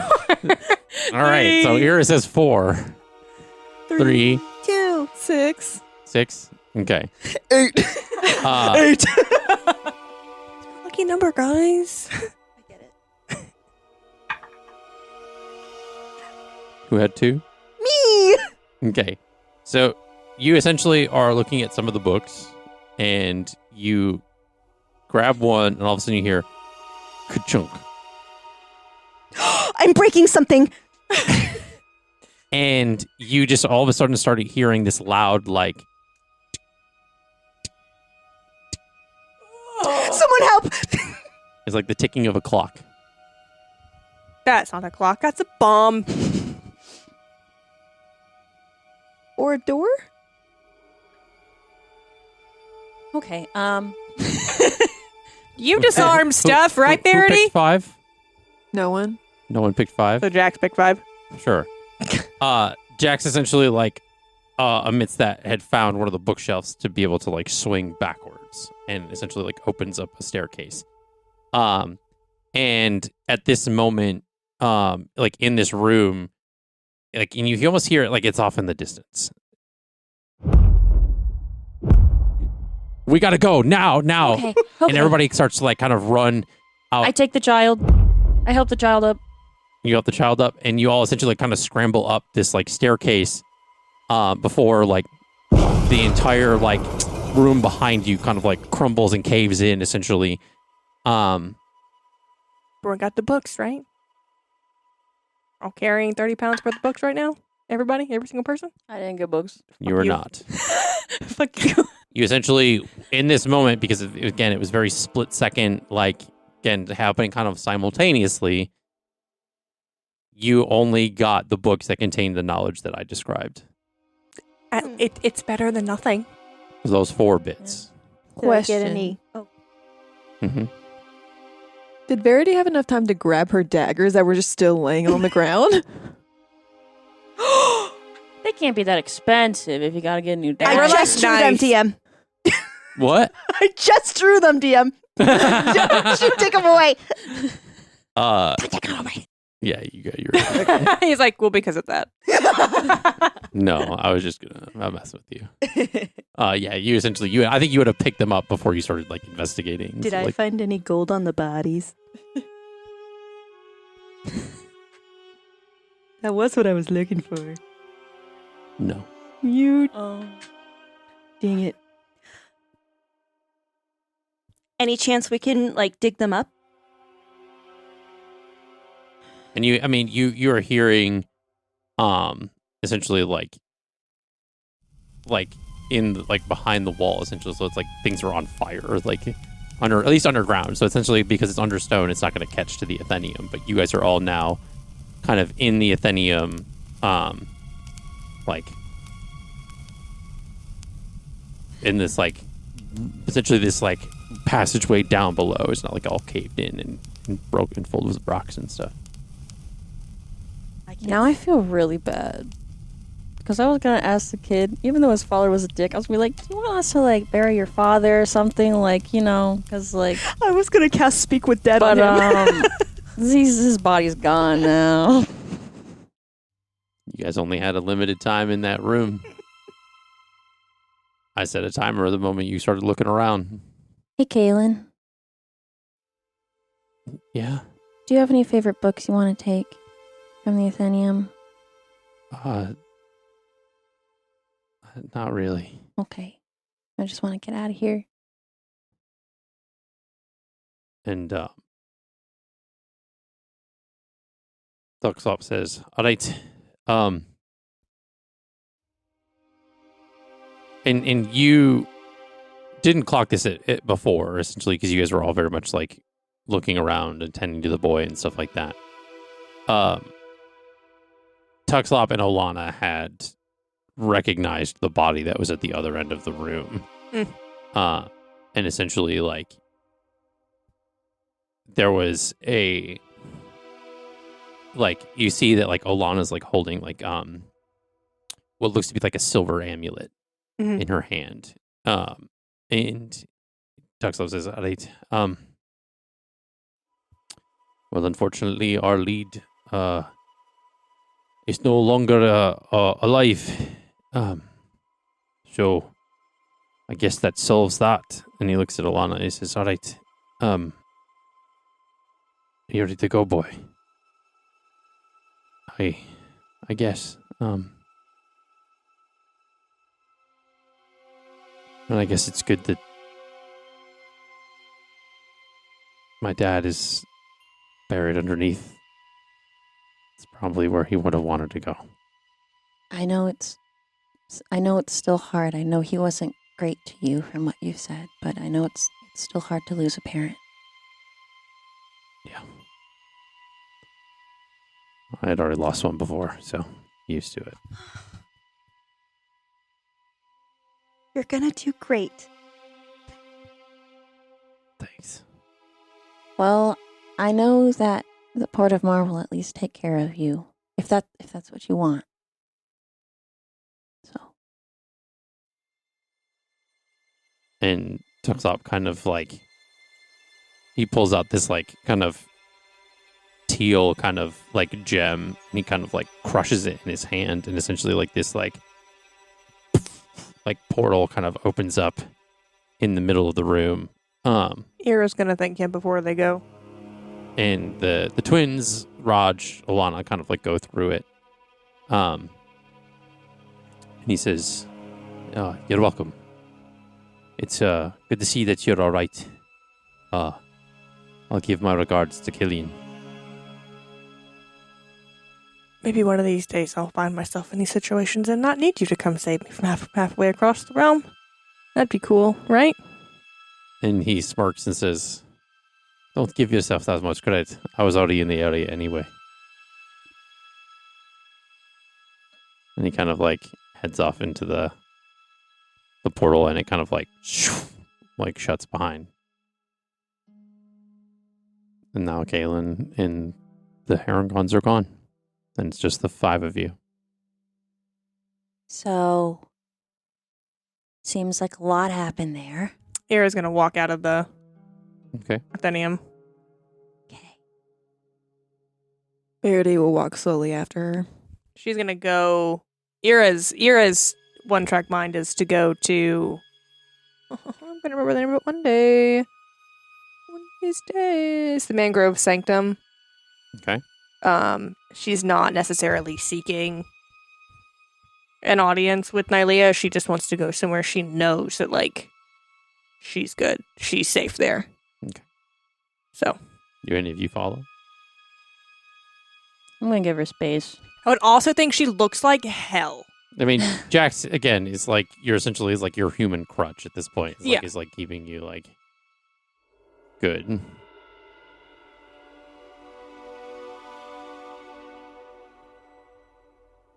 Verity's gonna want to go back to the inn. Okay. So do either of you go with Verity back to the inn? Eliana is very conflicted right now. Okay. She's kind of just standing, like, looking around. Okay, we're gonna have to address that later. Eira's gonna yell after Verity. Mm-hmm. Can you come with me? Verity stops, looks at you. If you want me to, I can. Please? Nods her head, follows you. And she waits for, like, Verity to, like, catch up. Shouldn't, Okay. like, keep walking. And Jax, like, looks at Verity and essentially, like, kind of lifts Ira's arm and kind of puts it, like, onto Verity. And he kind of is like, if you guys are good, I'm going to make sure they're fine. I got her. And he kind of, essentially, there's a weird silence from Jax as he walks away. I hate that, but okay, it's fine, whatever. And so he comes back to the 2 of you. Now in the Athenium. Can we feel that his like vibes off? I mean, he comes back in, you don't feel that vibe.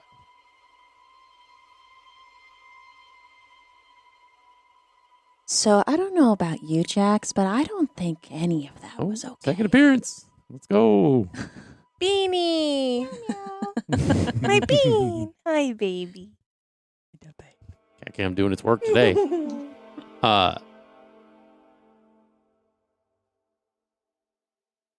that again. I don't Distracted by cats. I don't know about you, but I don't think any of what just happened was okay. Oh, I agree. I'm just glad she's all right.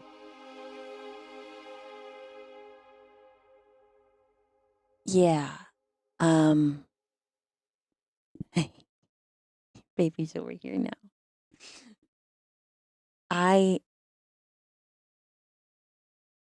know Eira was in a lot of danger, obviously, especially with her Mari and stuff. I don't know to what extent because we weren't there for that.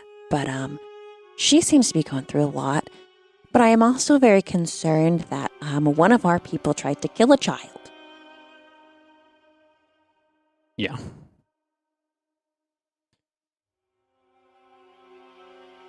I'm not going to get into that right now. Okay. I'm a pretty good listener if you wanted to vent it out. Fucking Sable. And Jax very much is like, you two going to be good? Are you gonna be good? I'm not worried about me. I'm worried about, Sable I'm worried always about this. But like, I know that you don't like me very much, but that's your like lady. So like, if you wanted to vent it out, I'm here too. I did what I needed to do. I'm good.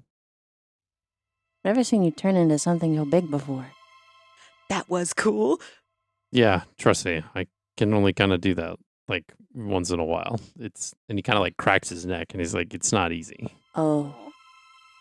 Things that are that much bigger than me, it kind of." And he kind of like you see, he's like kind of like almost like he's uncomfortable in his own skin. It's like kind of stretches some things out for a little while. And What do you? I mean, it's the physiology of a changeling. I mean, you think about it, if he had to like expand that far and then come back, like. Nice. What do you think? They're okay? Bonk. Forgive me. Jesus Christ. When I laugh, I can't see. So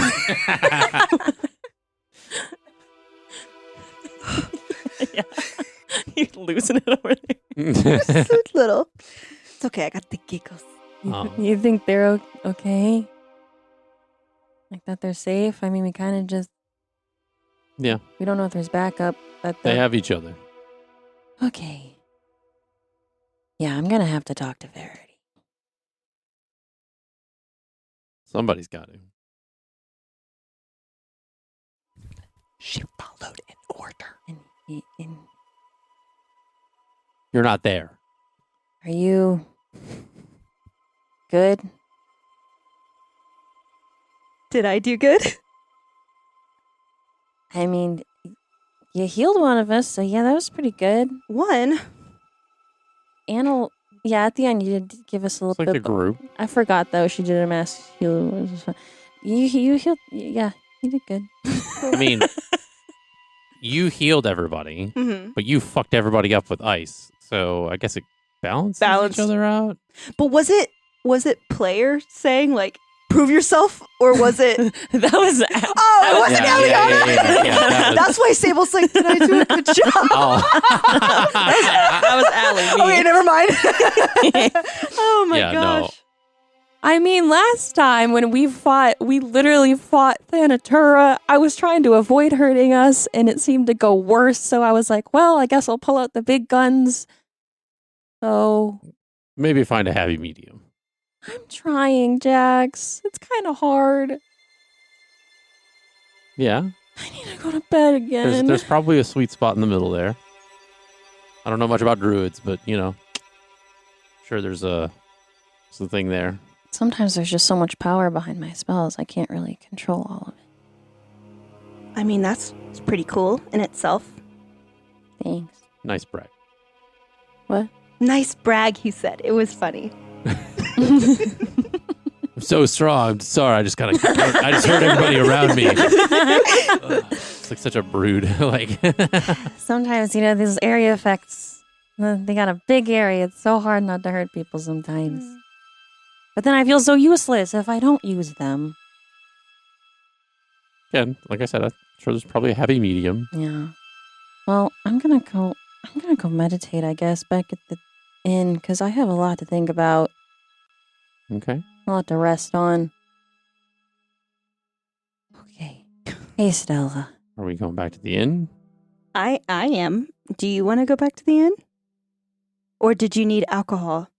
I'm good. Okay. I probably might just walk around for a little bit. Okay, I'm really glad to hear you don't use that to mess with your problems.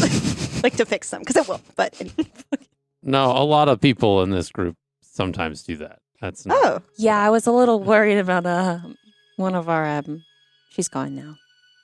aw. Well, I miss her. I'm sure she was awesome. I hope she doesn't. I hope she has someone that can either stop her from drinking too much, or she just chooses not to drink too much while she's gone. Because she seems a little bit out of control sometimes, but that's okay, I guess. different strokes for different folks. Okay, well, I'm gonna go to bed again. Okay. So he essentially escorts you guys back to the inn and kind of just stays outside, kind of just walks around for a little while.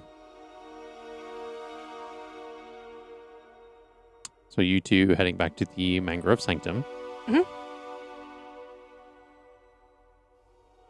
Essentially, had you been to the Mangrove Sanctum before? Did you go with her before? Okay, so you're Eira went seeing all alone. of this for the first time, essentially. And again, then it's pretty much much like a lot of the temples in the city, essentially kind of, I wouldn't say like 24/7 operating hours, but essentially they have like things for people who, like refugees and things like that, like they need to in the middle of the night and stuff. So you have access to the temple. There's kind of not as much as like going on as before, but essentially you kind of make it there and make it inside the large tree. And There's a water fixture inside, right? yeah, Remember that? there's I'm not imagining it's that.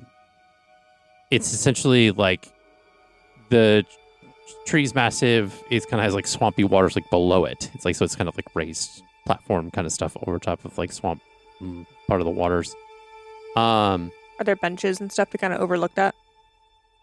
I would think so. I would think Okay. that there's like things to look outside onto it, considering that this is a place for like nature protection, water, and like all those different kinds of deities. Eira's gonna kind of like lead, in a manner of speaking, lead over to a bench to sit down. Okay. Figured he doesn't fight her on it. Okay. And Eira's gonna let the moment just exist Okay. for a few minutes, just kind of sit in silence. She's thinking through like a lot of like all of that, but then she also is like hyper aware that like where Verity is, because Verity only gets quiet like this under one circumstance. Okay. So Eira's looking out over. She's not looking at you. But she will say to you, "You followed an order."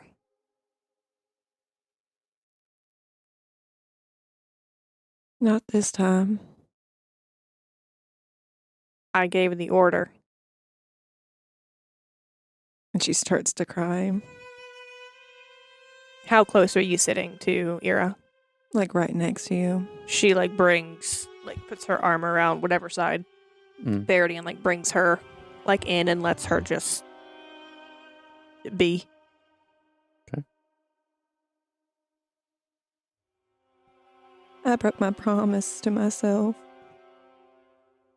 I killed another child. I gave the order because what's to say he's not going to come for me again later? It was still my decision in the end.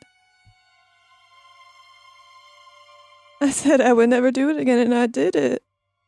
Does that change anything with your deal?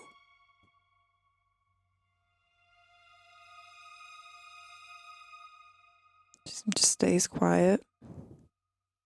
So I'm going to take the silence as a no. They said that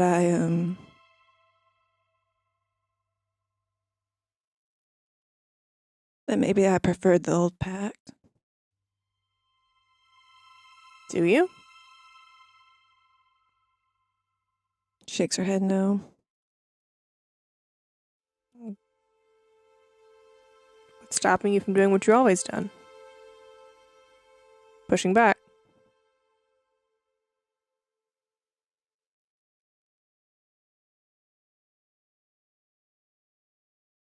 I don't know anymore. You don't know what's stopping you? I just don't know what to think.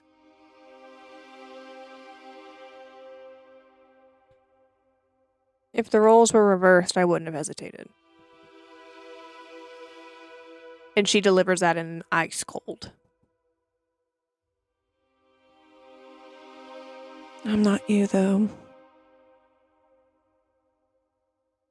You're going to walk this path, you've got to toughen up or go back home. From what I gathered, you got a pretty soft cushion to land on if you want to go back home. Seems nice. No matter where I go, the pack's gonna follow me.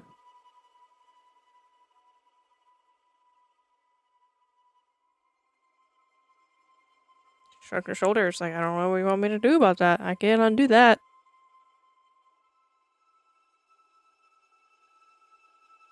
don't know if I can fight it, Eira. Fight what? The pact. Because it's more than just me. I mean, has he told you you have to go back to the original deal? No. So why are you assuming? He is an ass, but why are you assuming? What I'm trying to say is I think it's bigger than just me. I'm not following.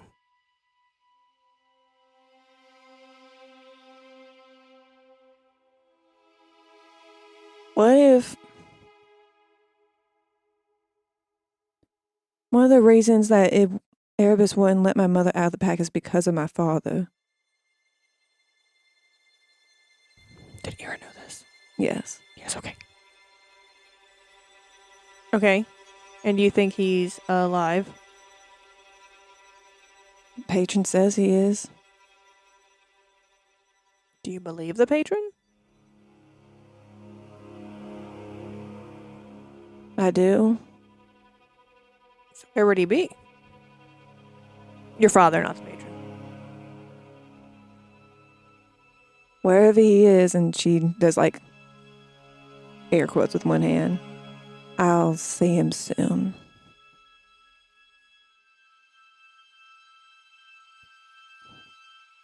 Well, that sounds ominous. Always is with this thing. Well, I need you to not Be depressed. burden yourself with this specific thing.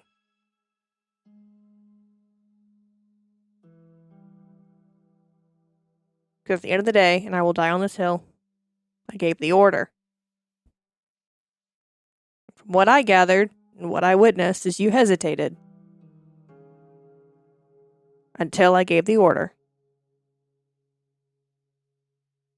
So if the kid's blood's in anyone's hands, it's mine. I just can't accept that. Well, that's not a me problem to solve.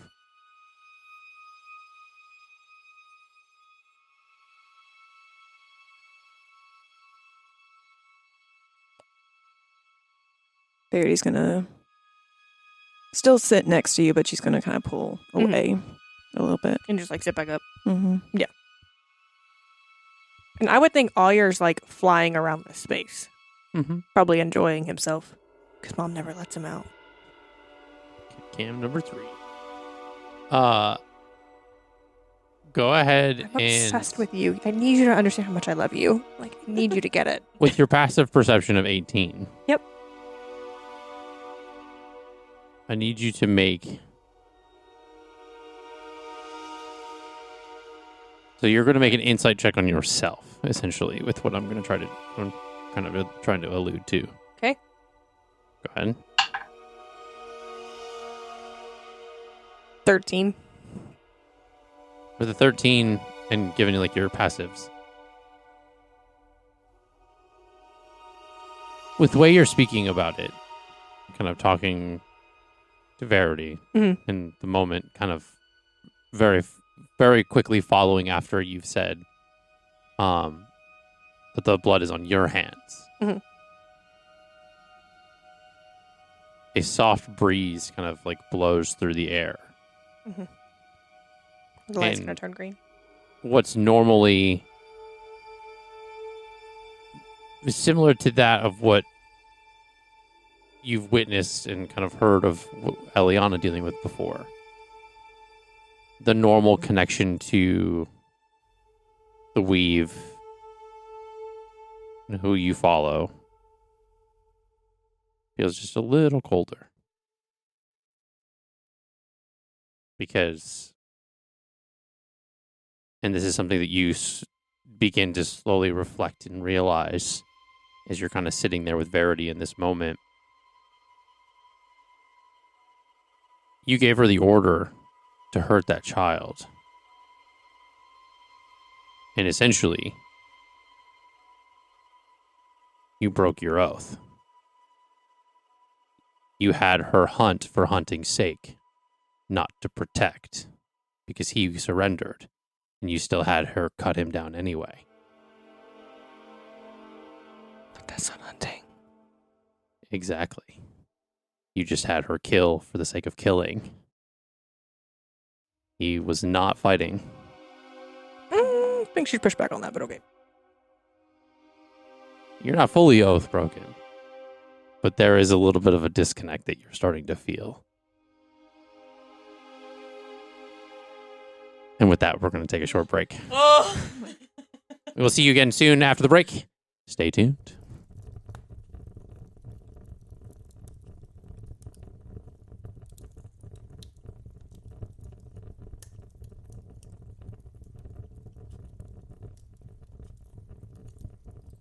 Hello, Ali G here from Off the Beaten Quest. I just wanted to let you guys know that this month, for Pride Month, we are raising funds for the charity The Trevor Project.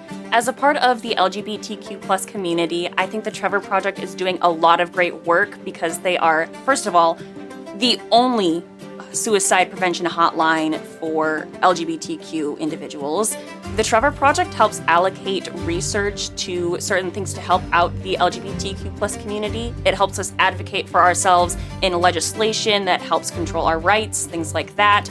They also help educate people who may not necessarily be a part of the LGBTQ community, but have friends or family who are looking to just learn more about the community itself and how to advocate for the people they care about. The Trevor Project also has certain resources available on their website at all times, so if you ever have any questions, are unsure about what certain things mean, where you can find resources, you can go to their website and they link a whole bunch of different organizations. A lot of them are local and you can find particularly where you live and what kind of resources you have available to you as well.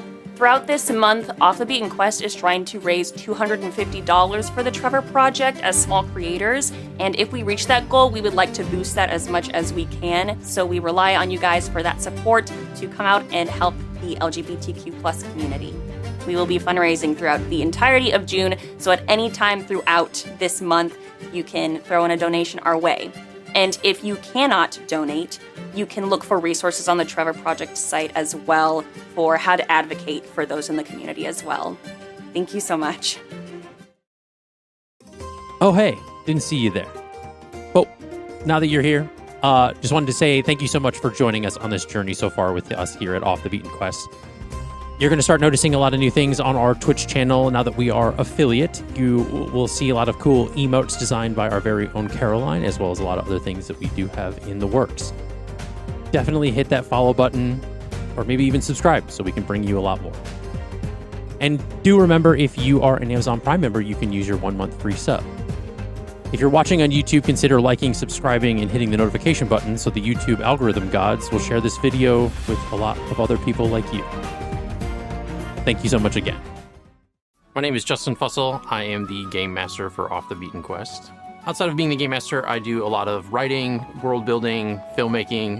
Me and my wife, we run Imagistorm Productions together. Yeah, it's been a lot of fun just incorporating a lot of the world building and writing that I do into this, building this campaign overall. It's been really interesting to kind of take the filmmaking background and kind of apply it to being a game master, because essentially a lot of like the players are the actors and you're setting scenes and you kind of just let them freeform in the space versus just any like preconceived dialogue. So it's a lot of fun just to kind of see, you put the situations in their hands and just kind of see what they come up with. I enjoy playing D&D with this group because they're like my found family. It's been, I love everybody that sits at this table. It's been a lot of fun to just be able to kind of build this world with them together. A lot of the way I incorporate this with a lot of the players and the story and stuff has been a lot of collaboration, seeing how their stories intertwine with what I have planned and vice versa. It's going to be a very interesting to see how the people receive everybody. Everybody's got its own different flair, and the way that this team is made up of very colorful characters, I think everybody's going to love them. They're going to find something to laugh with and have fun with, and it's going to be really good. In the campaign, I play a lot of the different NPCs, of course, but the main one that I play is Jax. He's a fighter monk druid. And he came from a tribe of changelings that existed in the Fey realm and kind of had some backstories with different things and different interconnected characters. He's become a love interest and boyfriend of Eira's character. And if you want to know more about Jax's backstory and kind of how it's interconnected with the whole story, you can always check out the prologue. I chose to do a homebrew setting versus an existing campaign just because it was something where I could kind of really just expand and create a universe. I wanted to have something that I can build upon. I honestly like to be able to throw twists and stuff at the players. I think that's the biggest thing I think is really fun. There's a lot of ideas of what's going to happen, where things are going to go. Just as much as they can improv in a setting, I can do the same, and it kind of allows for a lot of really good back and forth. Definitely, if you've checked the prologue, there's some things that happen in episode 62 that is a little bit of an Easter egg that even the players haven't figured out yet, which has been really nice. But it's going to come back around eventually, and it's going to be a really big aha moment. But I think that's one of the biggest things to look out for. It'll be a very blink and you'll miss it kind of moment. But other than that, just being really on the lookout for a lot of just the backstory and the things and how this is going to be building up to as we get into the next arc of the campaign. So they can find us on any of the major podcasting platforms, as well as our social medias and Twitch and our YouTube. My name is Allie Goodell, and I am part of the filmmaking team on this podcast. I record all of the video for the intro, for us playing, things like that. I went to college for film, and I'm actually very interested in getting to do more with that. So this is a really good experience for me to start experimenting with my film cameras and all the equipment that I have. I feel like at first, when I started with this project, there was a lot of push and pull because I, as a person, like to hover and be involved with everything. So trying to work as a team has been very much a learning experience and learning when to step back and put myself in. So it's been interesting figuring out the dynamic, but I'm having a really good time, and learning how to do this all for the first time, really putting together a podcast, has been fun and interesting. I really like playing D&D with this group because it's not just playing D&D. I feel like I'm part of a big family.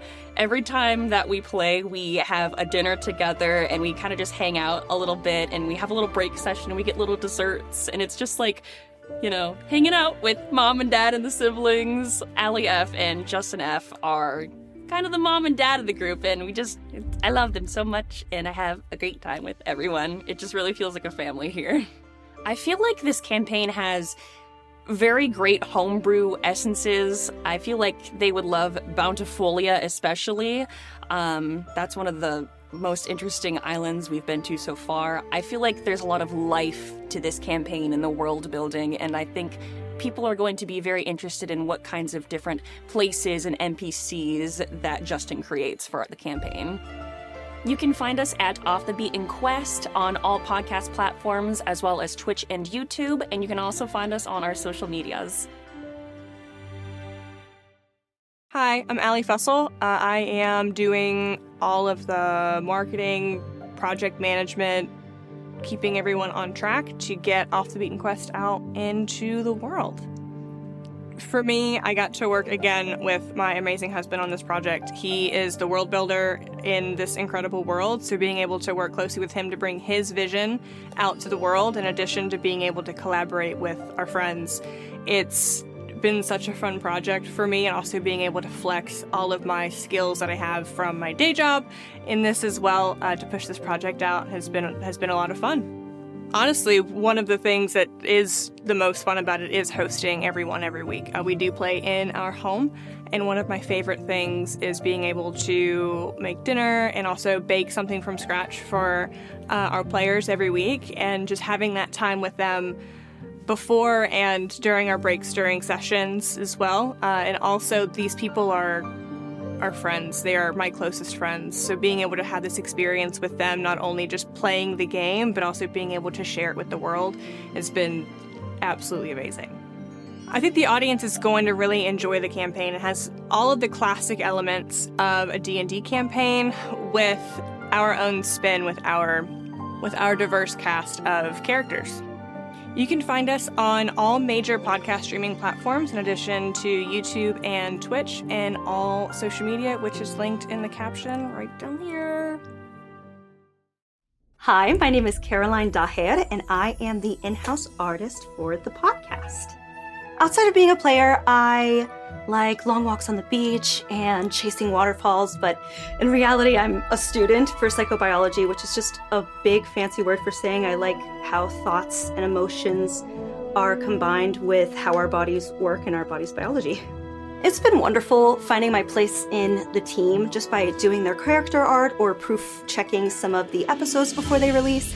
And I'm really excited to kind of continue to grow with them and be where they need me to be, and for the extra opportunities to do even more artistic things. What I enjoy most about playing D&D with this group and just the whole dynamic in general is that Justin, our DM, puts so much thought and care into creating this adventure for us. I think he genuinely gets a kick out of keeping us on our toes, and I love seeing that, not only for myself as a player, but for everyone else that is a player in the campaign as well. Allie F is kind of like the anchor of the group. She is the one that makes us food and has little treats, and then she also kind of makes everyone feel comfortable coming into this space because they're hosting us in their home. And I know it's a little cliche to say it's like a family, but it really is like a family, and that's, I think, what makes it so special. As far as what the audience is going to think about the campaign, I feel that they're going to love it because it has the perfect balance of drama and humor and sadness, and it's just so balanced that there's nothing that anyone could dislike. You can find us here on all major podcasting platforms as well as YouTube and Twitch, and check out our socials linked below. Hello, my name is Sarah Matlack. I'm kind of a flex role, and so I kind of jump from task to task, just wherever people need me, I'm there. It's been a lot of fun getting to work with everyone from various different backgrounds and personalities too.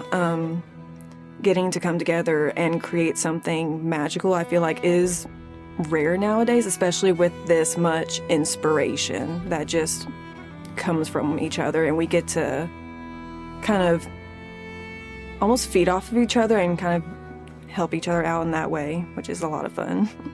I love the bits and how they keep circling back with basically every session. There's a couple that Lukiel and Dawn do throughout the sessions, and the bits, just the absolute laughter that comes with this group is what keeps me coming back.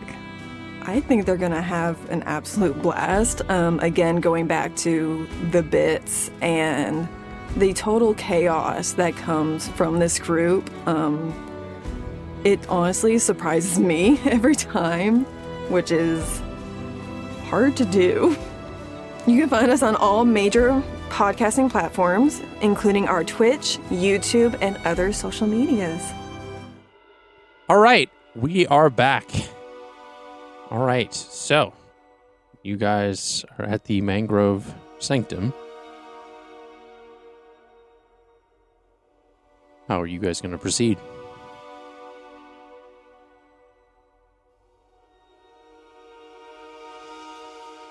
Eira is not going to acknowledge to Verity what she just felt. sensed. Yeah. Okay. Verity's there to support you, so she'll sit there with you until you're ready to go. Okay. What are Eliana and Sable doing? I.e., I would like time to make a decision. Okay. So back at the inn, you guys get back there. Do you go straight to your rooms? Like, what do you guys do? Essentially, once you get back to the I tavern guess I'll and inn. buy myself a room. So you're going to get a separate room. Yeah, for because like everybody. you're sharing with me and You. Verity, right? Yeah. Yeah. Oh, I don't know if I want to spend the night with Verity. Wait a minute. I mean, the decision Don't is be yours. a bully. She almost killed a child. Seek to understand, Eliana. I'm gonna. Yeah, don't ruin the synergy.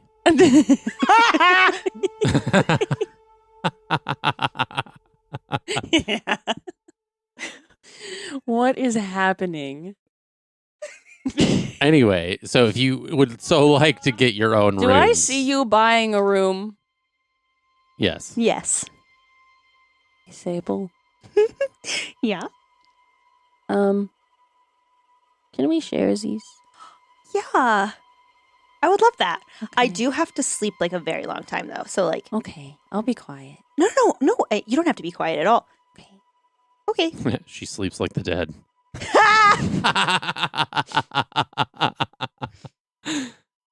I just have some I just have to talk to Verity at some point. I feel like I don't want it to be like really awkward when like she comes back and I'm meditating and then it's like That makes sense. yeah.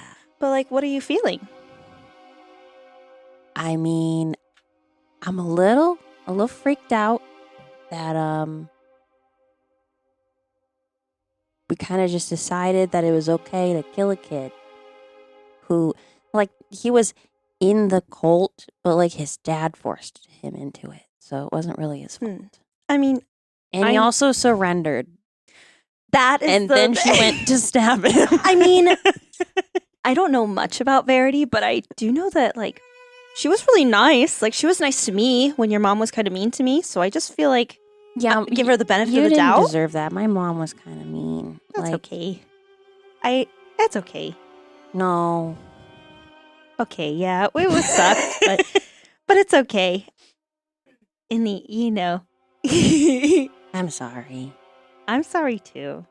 But Well, I guess it's an example of like, your parents can be kind of bad, but you turn out all right. Yeah. Like what we told the kid. Yeah, I hope he's okay. He's going to do just fine. And the more you say it to yourself, the more you have to believe it. I don't think that's true. Well, Hi, Jax. Oh, he's not there. Oh. He's walking around the city. Oh, that's right. now. That's right. He's That's not. right. Are we ready? How much is it for the room? I'll say it's just like a gold. So it's not that crazy. Me take away gold. I got it. Okay. Essentially, you rent a room Going up. and go up to the room. Yeah. Okay. So now, again, these rooms are pretty standard. They have like the bed, some like small little furnitures, things for people to like an armoire for people to put like clothes and things like their gear and things like that. Small like wash basin to like wash your face, things like that. I mean, you can have the bed, and then I can turn into like something small and curl up on the edge of the bed. Oh, so I don't want take you to up the have bed. to be an animal to. Sometimes it's nice. It's kind of comforting Okay, sometimes. if you want. Okay. I mean, that works for me. Wait, what kind of animals can you turn into? So I can turn it. So, like at the start of the day, Mm-hmm. I kind of meditate, like during my meditation throughout the night and into the morning, I kind of decide I get 8 animals I can turn into, and I can change it every day. Right now I got dire wolf, I got spider, I got badger, I got an eagle, and I haven't decided on the other ones yet because this is Allie and I haven't programmed them. How big is your spider? Can it make Just a small spider. I mean, I could also make like 2 of my wild shapes a spider, but one like a small spider, like a regular spider, and then one like a gigantic spider. I'm just wondering, like, could you make like a cool canopy with the spider web? I've never tried. Then we'd get to sleep literally like princesses. I'm gonna turn into a big spider. A big spider? A big spider, and I'm gonna spin this a web canopy over the bed. I'm gonna make a decision. Jax fell from 550 feet and didn't take damage. This is also a tiny room in a tavern. Can I make a web canopy? Just a web canopy. The spider's too big to fit. Oh, Spider's name in Harry Potter? It's a giant spider. There's not a medium spider. It's either a tiny little normal spider or a giant ass spider. Or like Aragog. Well, technically like a giant spider. If it was like our size, that would be a giant spider in comparison to a regular spider. We have all played Baldur's Gate. We know that that's not the truth. So don't try to spin this one. Giant spider. This is like a 10 by 10 room. Change back. Yeah, so your guys are like breaking furniture, squeezing, like it's like putting a watermelon into a sock drawer. Like, Okay. What? Never mind. I'll just go bed. There's some big sock drawers out there. there are. I'm just gonna go bed. Okay. I'm gonna turn into a cat. Aw. This is gonna be one of my wild shapes. I'm gonna go bed. Okay. I'm going to bed as well.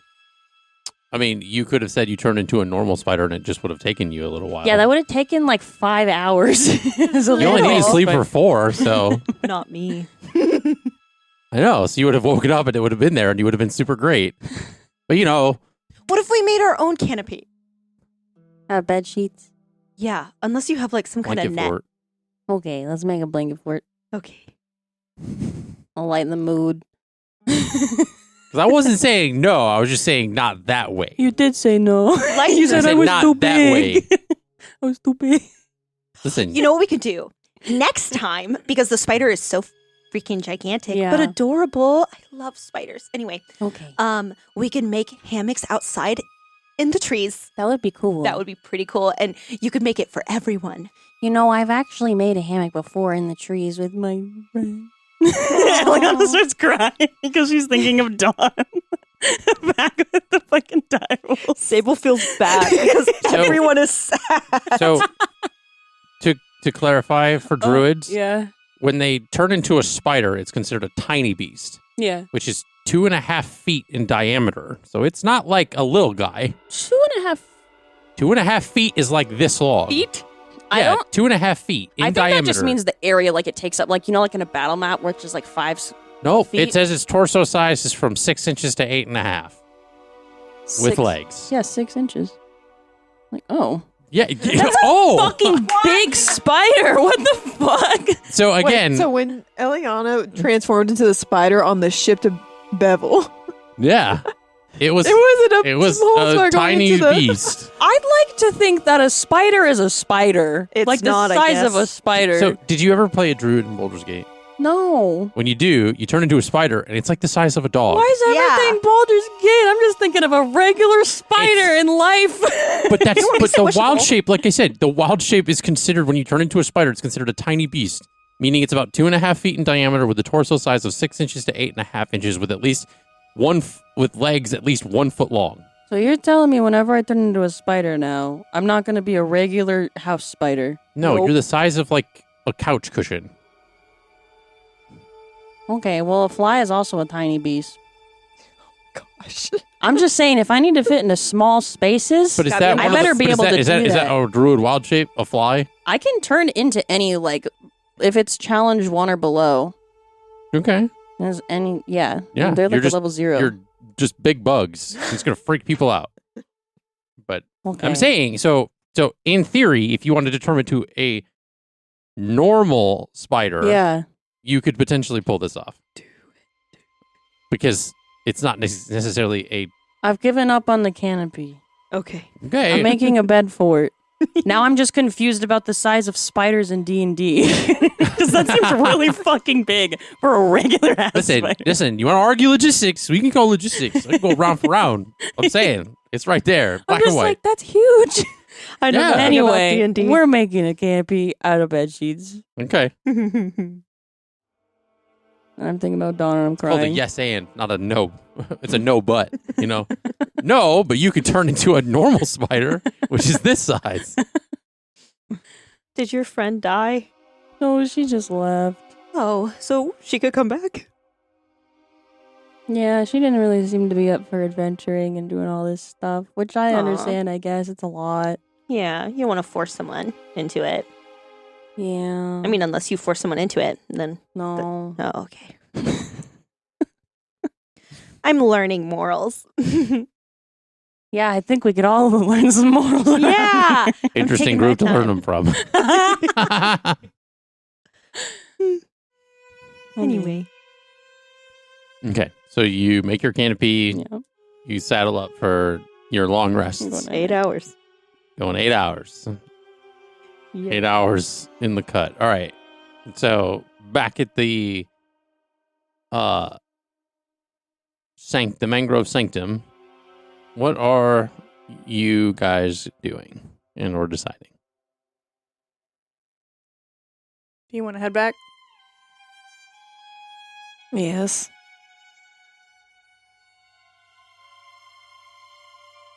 She like whistles out to all your. Okay. I guess I just head back. Okay. You guys head back to the inn. Would she have been able to like? Would that have been like a short rest to get a little more kind of energy back to support herself on the way back? Oh, yeah. Okay. You guys were there for a little while.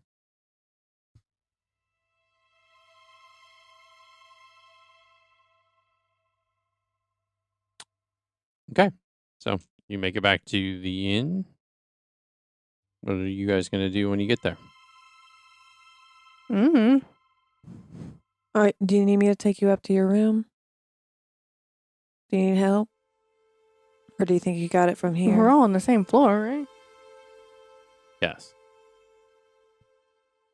Yeah. It's coming from you a lot. We talked about the noises, the breathing in the mic. I'm like listening for it now, and every time I see it, it's like Eira's like right here.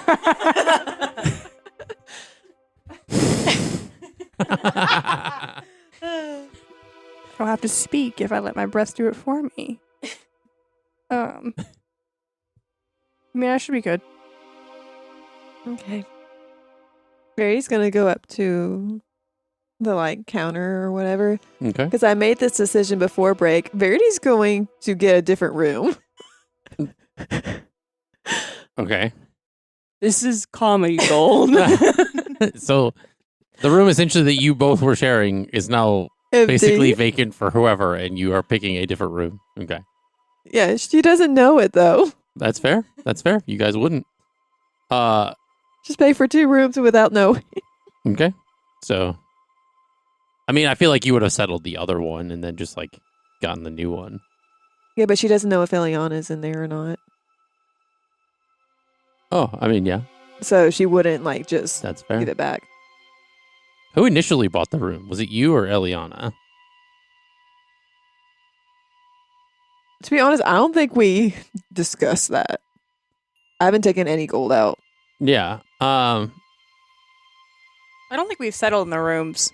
Yeah. No. So I'm just like thinking about like when they first initially went and got the rooms together. I don't like think we've settled the up on pair. that. I'm just trying to remember who was the one that initiated that conversation. I think it was me. I asked Eliana if she wanted to sleep in the same room as me. Okay. Okay. So yeah. Okay. So you essentially get 2 different rooms. I mean, you still have the same room you had before. So. Yeah, and she goes back there. There's not.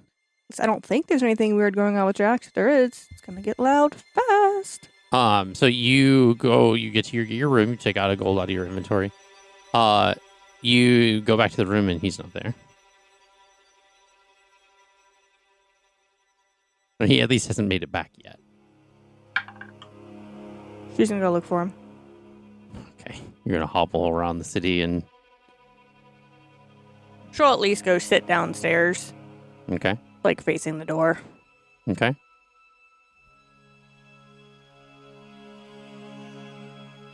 So you go up to your room. Yeah, I think Verity being upset with herself will just throw her daggers in one of the, like, if there's any drawers, just throw them in there. Okay. Just out of sight, out of mind. Fair enough.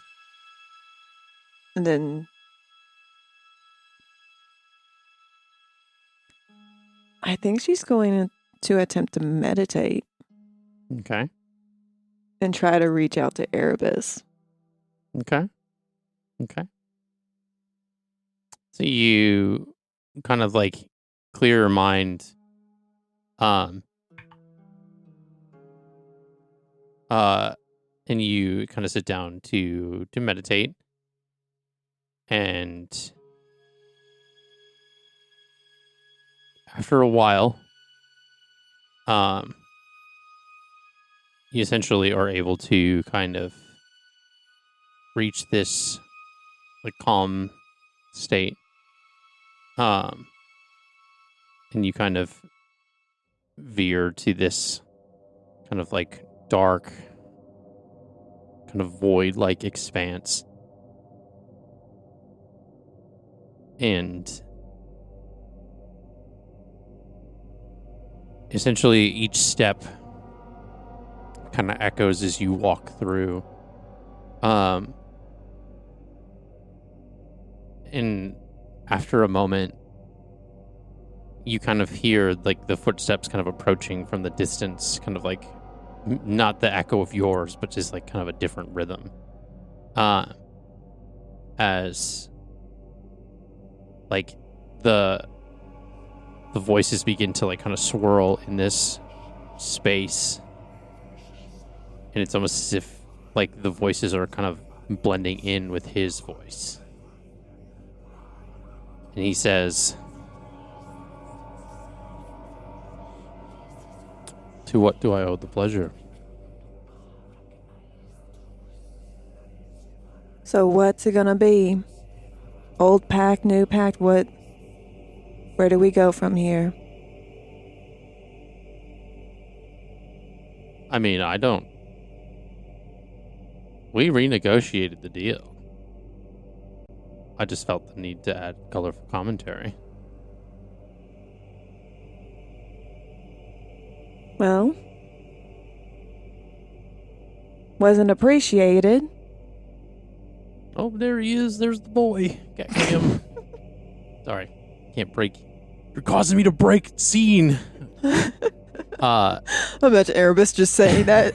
It just a little shadow kitty just goes across the the void. Focus box, DM.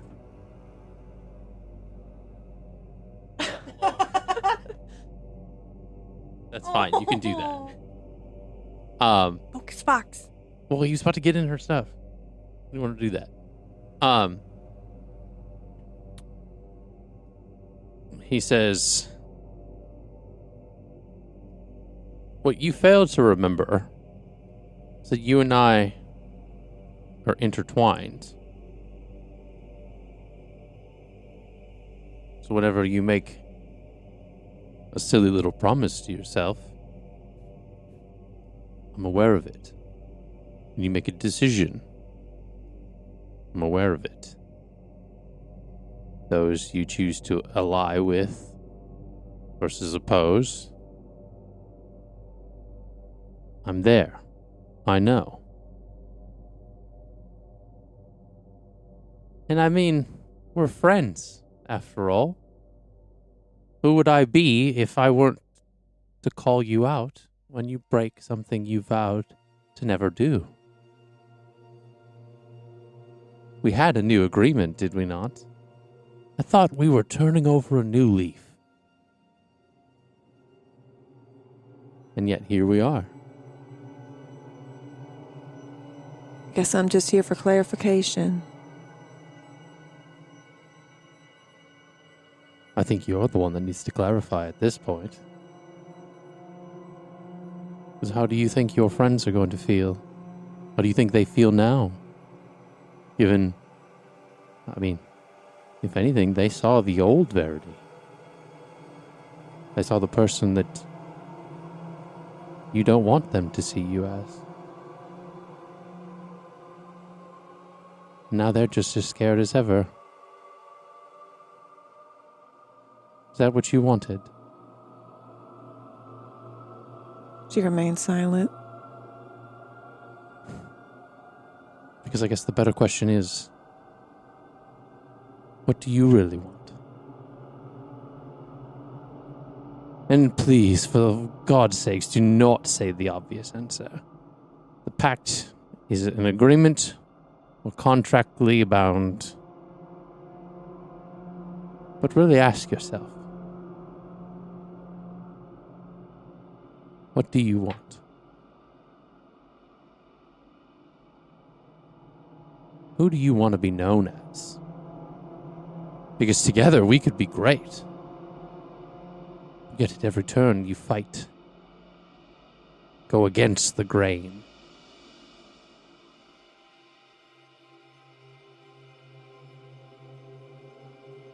And I've just done everything to try to keep things frictionless as much as possible. I mean, hell, I even agreed to take the souls of the people that were inherently wicked you wouldn't have had to kill an innocent person at all. And yet somehow, that's still not good enough. That's still not content with Verity Belladonna.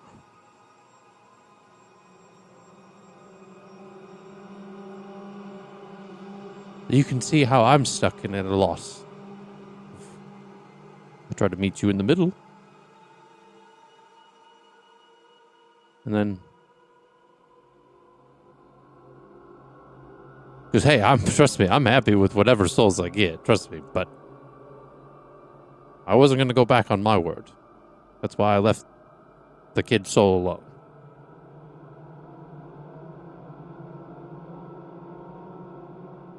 I guess the big thing is to ask is... Are you one of your word?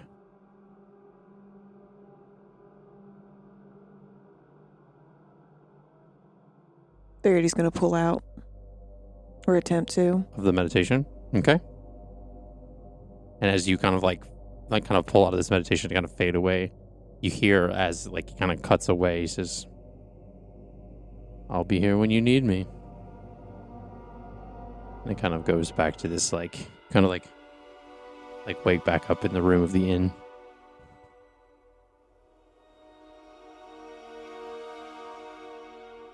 Verity kind of rubs her eyes, just trying to get out of the funk that she's in.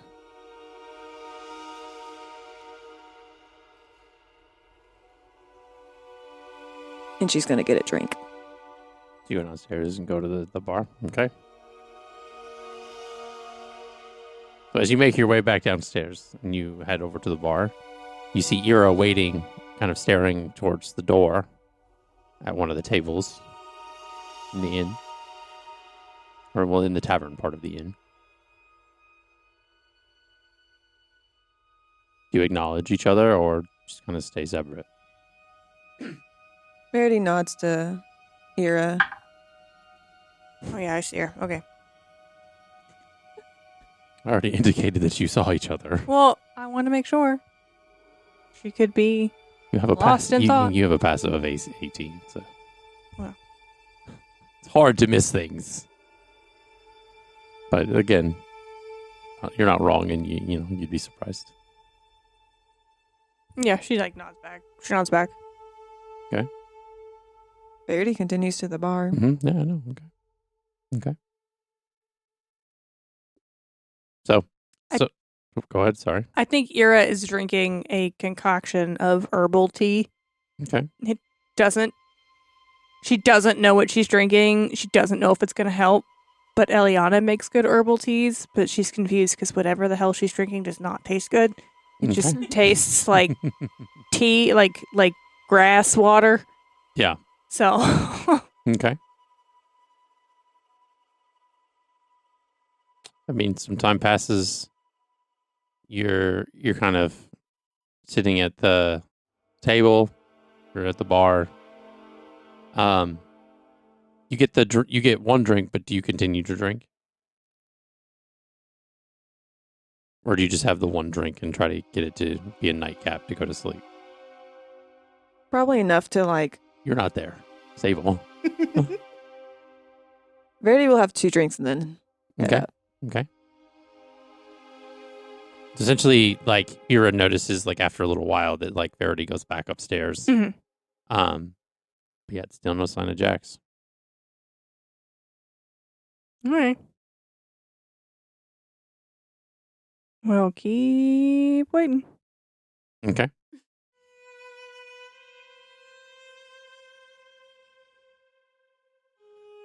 Essentially, sunrise comes and you essentially had fallen asleep kind of in the tavern. Mhm. At the table, and you come to as some patrons are coming in for the morning or coming downstairs for breakfast and stuff like that. I mean, there's still no sign of Jax. He's been kidnapped. I mean, yeah, all things considered, it's probably safe to assume that, but I mean, I guess you won't know until you know. Do I know where any of their rooms are? Not that since they changed all of them. You know the old one. I say you know the old ones and stuff. So essentially, it could be just be a waiting game essentially until people come down for the morning, like for the breakfast and stuff. She's just gonna go outside. Okay. Just look around. So you go outside, and it essentially is starting to get busy for the day, and it's a new day in the town and stuff. Birds chirping, people are out and about.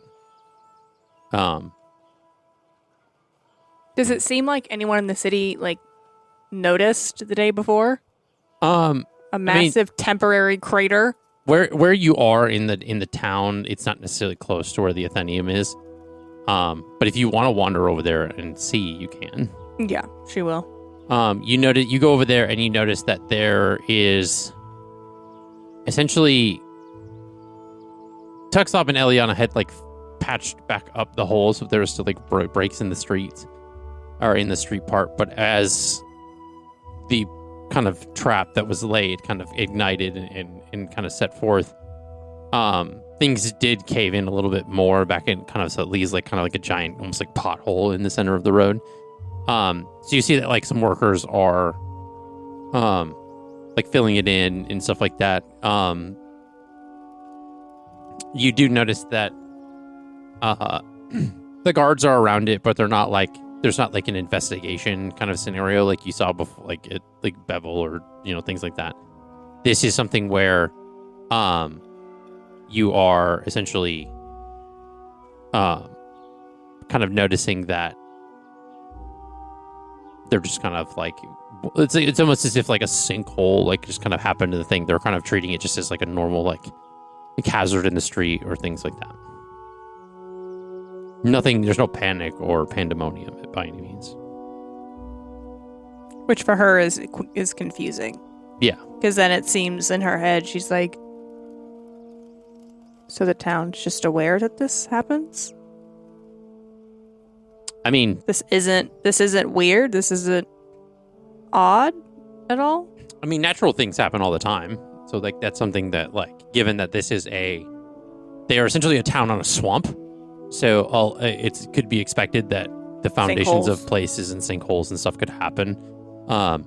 Because again, they have no reason to suspect anything differently.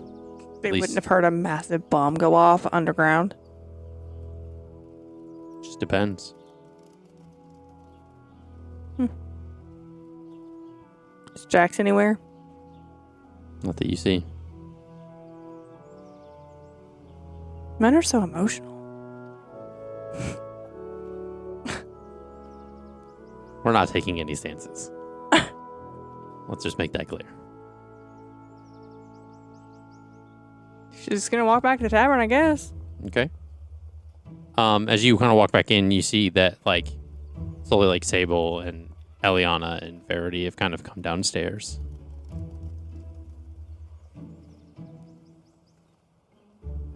Oh, did I get a long rest?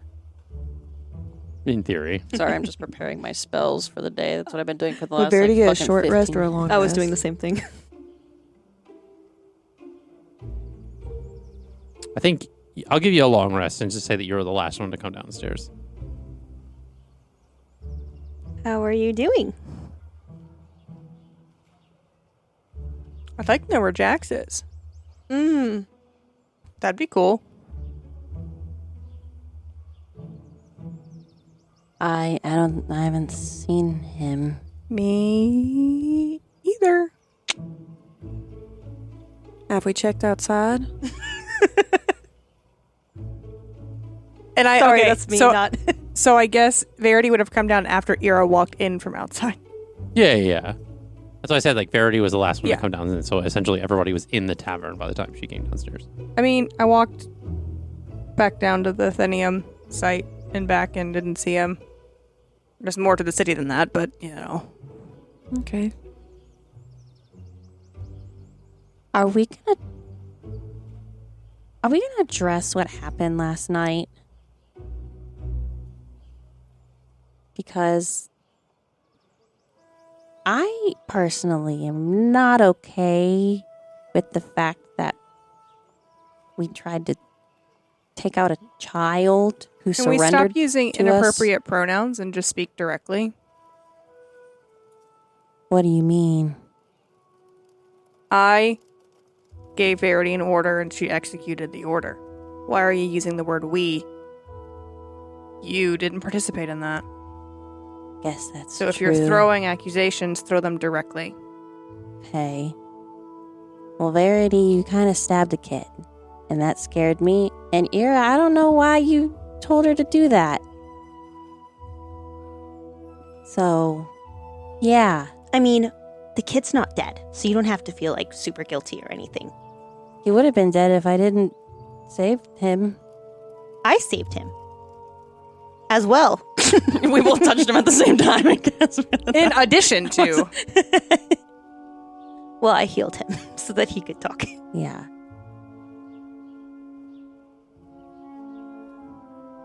I shouldn't have done that. Okay, cool. So we're all good. Why did you ask her to kill him?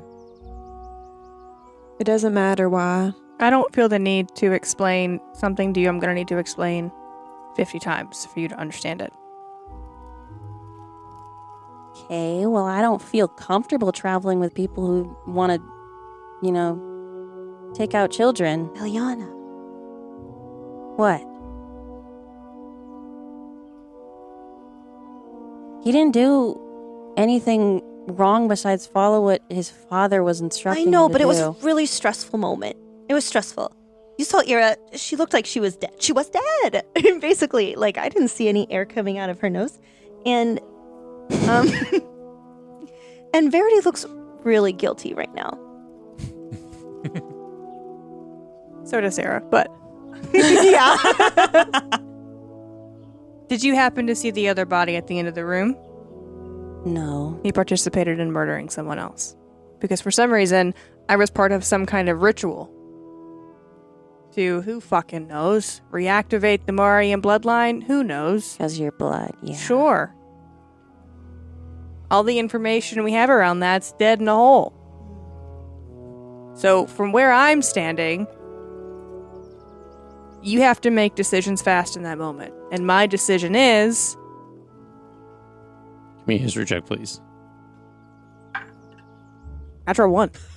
Nice. Whoa. Continue. It's a 1. I mean, continue. So for me, he was just as much a part of it as the rest of them. I don't know. All the other cultists were dead, and he didn't seem like much of a threat at the time. Let's not project your trauma on a situation you have nothing to do with. Well, I would like to make the point that he wasn't an active threat, and he had surrendered, and we had time to, try and figure out what was going on instead of, just stabbing him.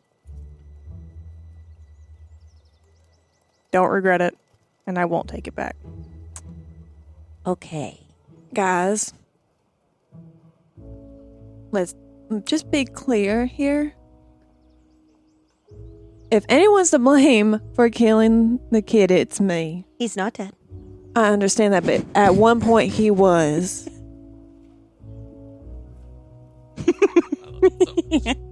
Everybody's like, yeah, let's say you're talking about killing the kid. It's like, no, he's not dead. Oh, wait, he's not dead. Just in case It's you forgot. he's like popping out of the corner, like he's not dead. Okay, it's gotta get back to it. Oh, I need to focus. How do you do focus boss? Is it Like that. yeah? Fuck. Just do it to myself. Did Eliana see Eira down? No. Because he said that I didn't when I had gotten there. There was not like an initial Yeah. oh, there she is. And then I heard your voice give her the order, so I didn't even think you were down, in character. Well, she gave a shit. She would have looked harder. I was in combat. Say it out loud. I asked. I Say was it with like, your chest out loud. Say it with your chest. I had asked Justin, and he said no. All right. Well, you teed it up. Well, If you gave a shit enough to pay actual attention, you would have noticed that I was dead first. And you did nothing about that. I had just gotten For some reason, Sable did. I had just gotten there. I could not see where you were. I just saw a bunch of people. So you care more about a child you've met once or twice. That's not That's what I hear.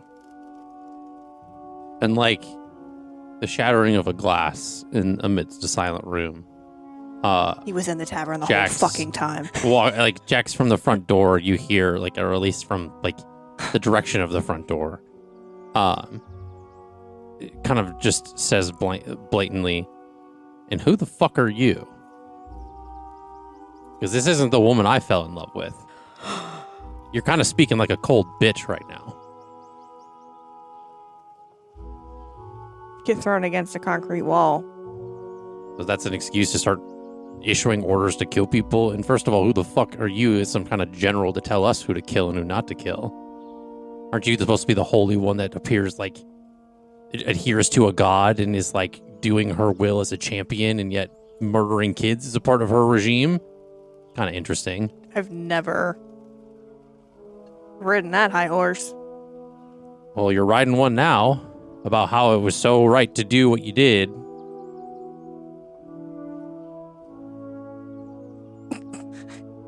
Sable hiding behind like a coffee mug. Caroline is. It's like, I'll admit, I didn't see you where you were. I didn't know how in imminent danger you were. I did try taking out a lot of the cultists that were in the area. But when I see someone who's given up and surrendered and seems very defenseless against their whole group, I'm not going to push and show no mercy, especially when they don't pose an imminent threat. So when you hesitate and then they pull whatever is their hidden dagger. Well, let's be clear. Even if we did hesitate and they tried to like pull something on us, we all have armor. They were in just a bunch of robes. And to your point that I overheard about the fact that all those people in that room killed the guy at the end of it, did you see any blood on his robes? Because I didn't.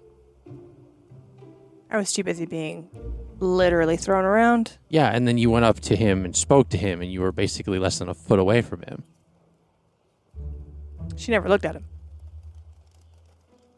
All your adventure and training just went right out the window.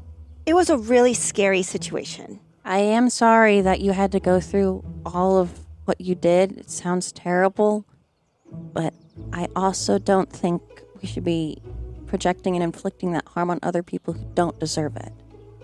And I'm sorry for being like brash and using that kind of language, because that's not me either. But I frankly think it was a bullshit move on both of you. And you were safe. You were good. You were healed.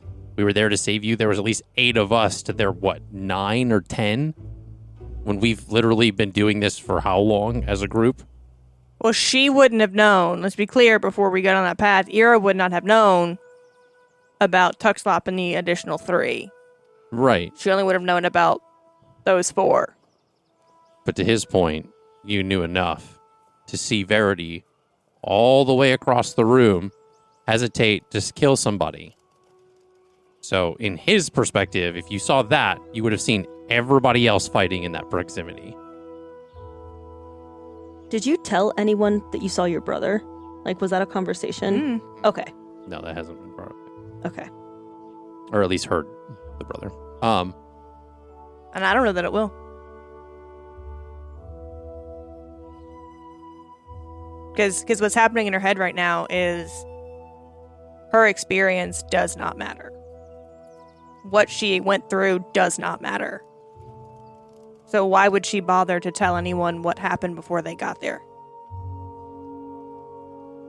Yeah, fair enough.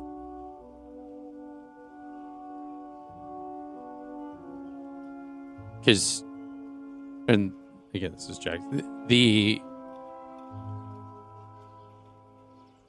I get that, like, you went through what you did. And I'm glad you're safe, trust me. Because if you weren't, I'd be, like, I wouldn't be here right now. I'd be out hunting those people.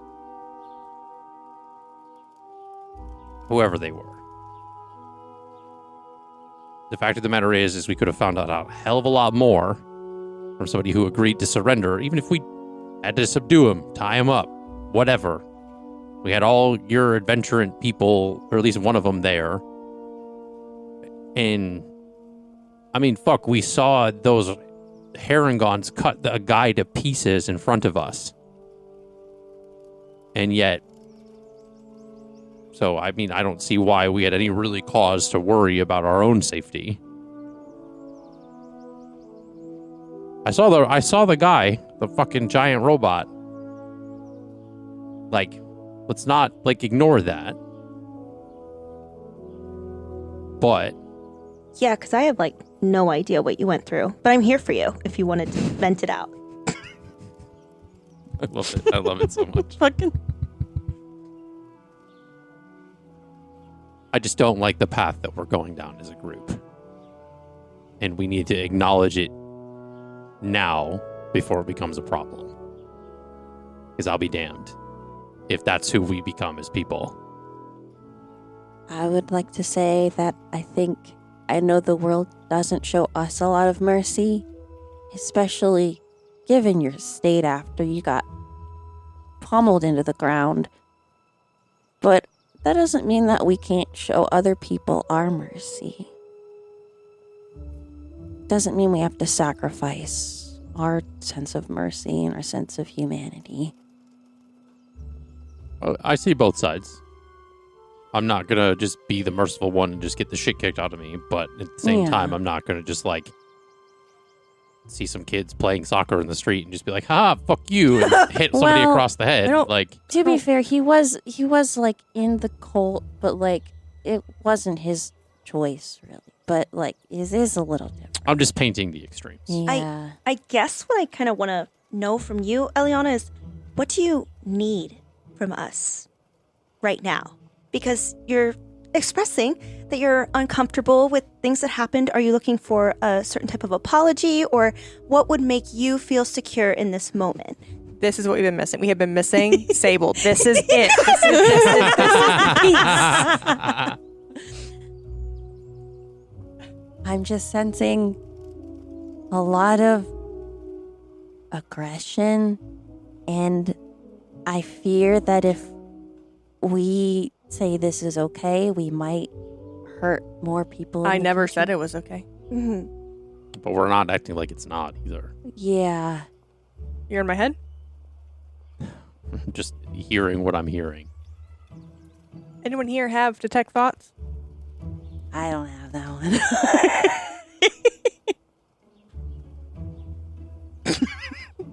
I don't know if that would feel morally correct to use it on this situation either. I mean, she would voluntarily fail, is the thing. Yeah. I'm sorry. I know no one out loud asked for it, but and she looks directly at Eliana. I shouldn't have done that. And I apologize for not only you having to witness that, but I'm sorry that I took a life without even thinking. I should have thought more. I really appreciate that self-reflection. And I feel like you mean it. I feel like you're, I guess just in the future, we gotta think a little more about This is great. This is the progress. consequences. I was waiting for that. I know it's hard to do in like the middle of battle, but sometimes you just gotta take a little step back and take a breath when you can. And in this moment, Verity's gonna unclasp her, her dagger holders and show that they're not in there. Oh. And she's gonna place them on the table. She's gonna keep them. I know. She's gonna keep them. I'm just. Don't worry. You're like, I just drew those. It's in a layer. I can just delete the layer. It's fine.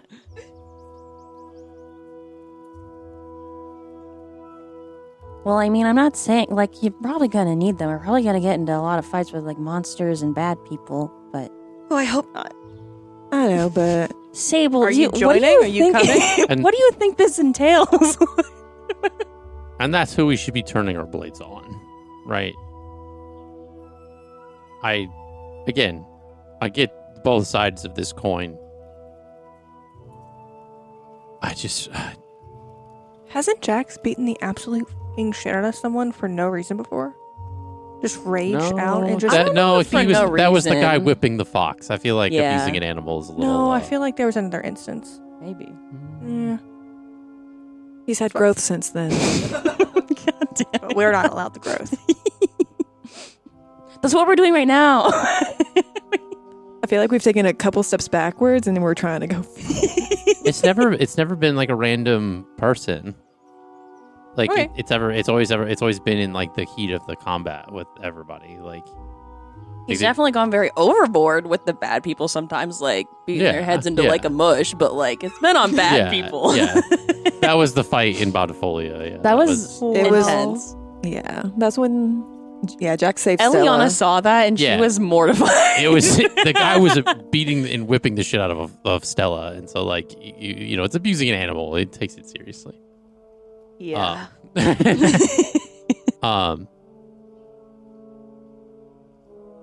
No, I don't like. It's weird to think of you in that context. I don't like that.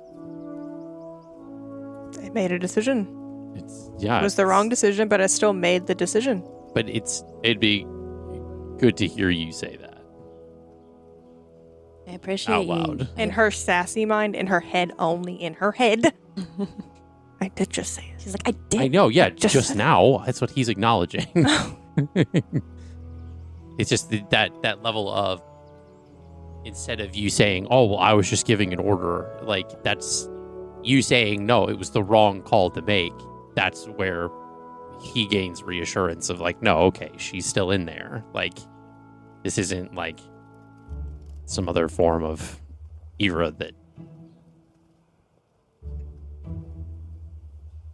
Well, thank you for, at least saying that. I'm glad you see it as not a great call, at least. Why do you think I told him to go to Port of Mar? I need to send a letter to my mother so she's aware that he's coming. Yeah.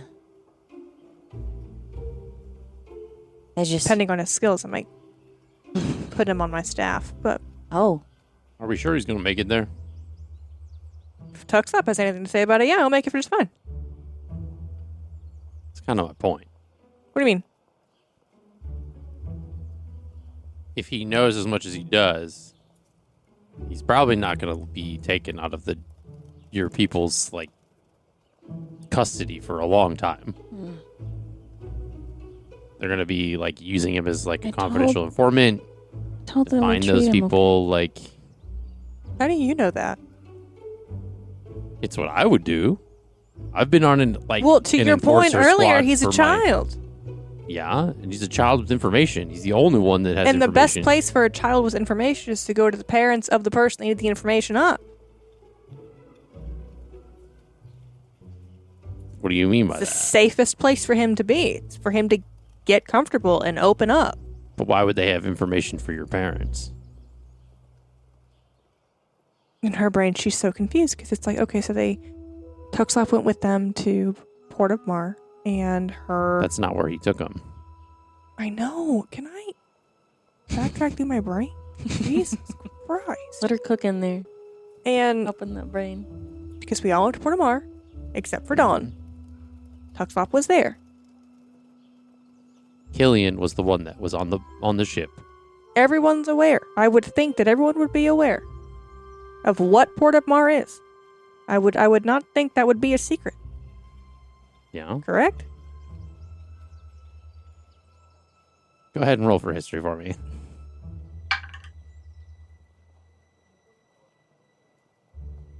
You're generous. It's an 11 off of a 3. Damn, that's a good answer. Tuxlop had said before they teleported out, It was going to be a while. no, that they were taking him to the Adventurates. They were not going to Port of Mar. Yes, but he said it would be a while. Because I told him once they Yeah. were done, he needed to go to Port of Mar.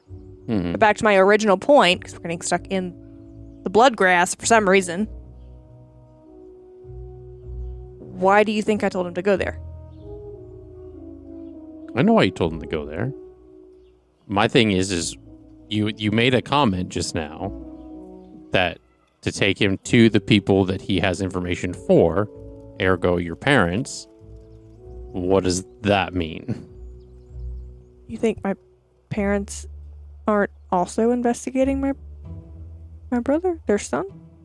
There you go. What think does that's your not brother You're have to welcome. do with it? There you go. You think that's not Thanks- happening? Thanks, folks. We got there. What do you mean? We don't know about None of them know about your brother, and that's None of what us he know was why trying it's to connected. get out. Yeah, And yeah, I mean, she's being tight-lipped intentionally. I know, and that's where he's like, oh, what? Because as the DM, I was like, oh, like this is the segue. Have you spoken of your brother though in the past? I think Yes. I think you have, but not like that he was involved in this thing. Mhm. I just want to clarify, like Very briefly. I think the extent that Eliana and Verity would have is that her and her brother are estranged. okay. I think that would probably be the Yeah. Yeah, I don't know if extent. you talked even about like the nightmare that you faced, Mm-mm. about like what that was or what you saw. The only person that saw that was She keeps that shit locked up. nobody saw that because you saved Jax, and then it like kind of spawned everything else. So She keeps her stuff locked up. yeah, so no, I mean you would have mentioned that you had a brother, an estranged brother, but that's probably about the extent of anything that any of them know. What does your brother? Sable knows nothing. What does your brother have to do with this? The Warforged? You saw? Yeah, I saw a tiny bit. He wasn't in it, but he was controlling it. He is, from what I have gathered, she's drawing conclusions. Don't be a jerk. Is the head of a high up something in a cult that's trying to bring back Mar. Didn't Mar like Explode? Yeah. Mhm. like self-implode? It did.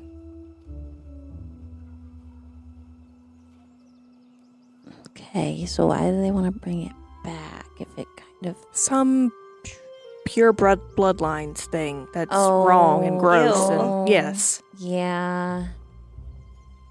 Yeah. And I was part of some ritual about it. Yeah, because of your blood. Because it does the psh thing. What is the psh thing? You'll know it when you see it. I ain't never. Player does not want to think back and remember, so you'll know when you see it. You won't. Nope. It doesn't say. We Nope. could do a history. Nope. I think know it when you see it's better. Well, I can see how that would be traumatizing. And Yeah. I haven't heard his voice since I was very young. Oh, so you recognized it though? Oh, yeah. Okay. How long has that been? We said she's 127. Mm-hmm. She's an elf. Yeah. I would probably have been like an early, like 12, Okay. 13. Oh, wow. Yeah. So like, He was like in and out a lot when I was a kid. He was there when I was like little, and then he was gone. How much like older? Like was he like an adult when you were He was a young adult, so like about as old as I am now. Okay. Hmm. That's Yeah. a big age difference. can I tell if she like loves her brother or cares about him, or like hates him? Use I do have That's Passive going to be insight. a complicated role.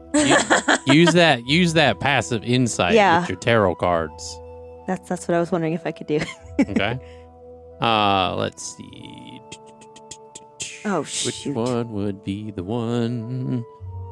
Do-a-do-a-do-do-do. There could be a few cards that would pop out on that one, I think.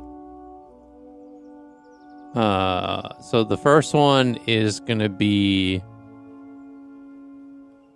the Five of Wands upright. Mm-hmm. And then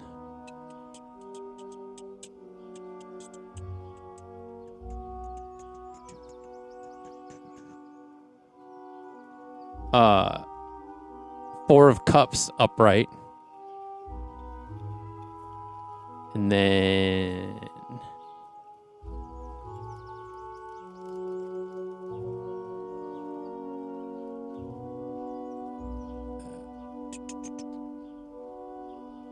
Seven of Swords upright. Mm. And then the Queen of Swords upright. No, reverse. Sorry, reverse. Okay. Reverse. Reverse. Yeah.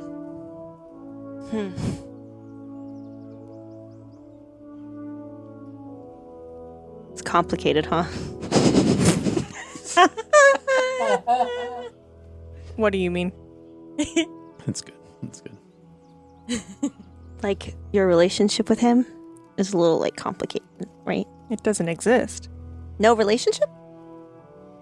Yeah, because I if he think was your that's friend... kind of what the word estranged alludes to. Oh my gosh. Is You not don't have to having- be sassy with me. All I'm trying to say is that, like, if he was your friend, he could have just asked for your blood. But, like, I can assume he's not your friend because he kidnapped you. That is probably the safest assumption you've drawn yet. I'm sorry, what did you say? That's probably the safest assumption you've drawn yet.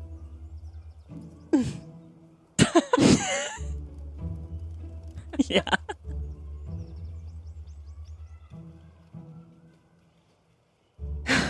I'm falling in love. It's a flirty joke. Okay. Yeah. So, Verity's so. So about that. about what? It's like a few weeks ago. Verity, someone was murdered. Verity! Oh my gosh. Yeah. So, are we... Do you want to go after your brother?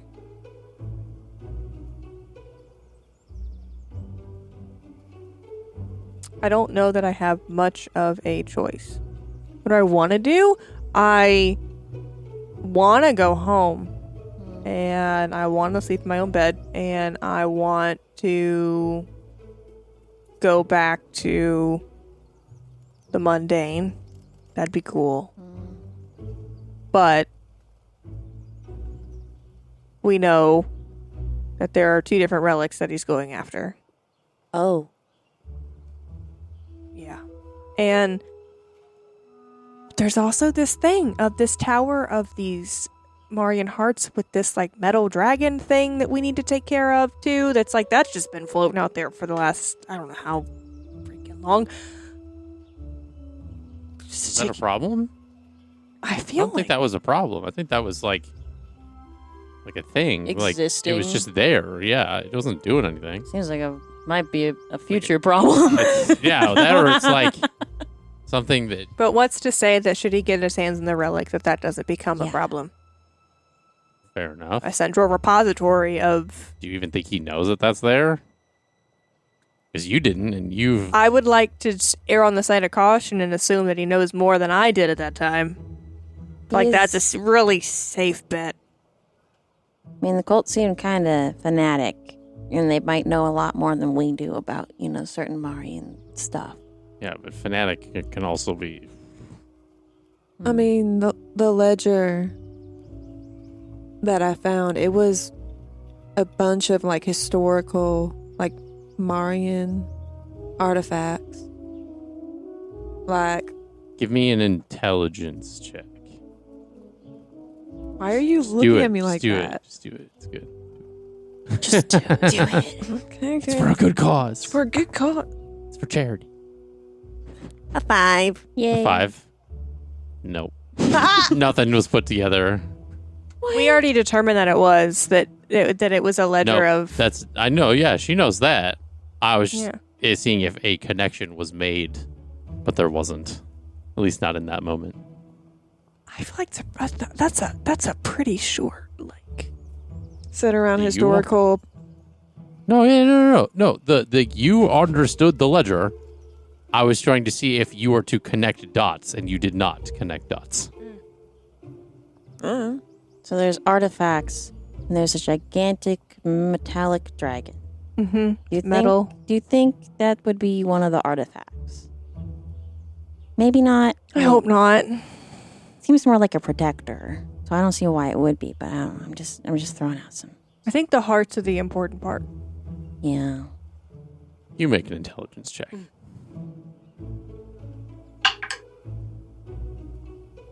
See, the dice know you're not doing it with enthusiasm. That's why it's not doing you any favors. It's an 11. Case in point. This will be an easy DC just because it's almost like it's an easy inference to make. Guys, are we dumb? Well, at least right now. What's that lemon blueberry tart? If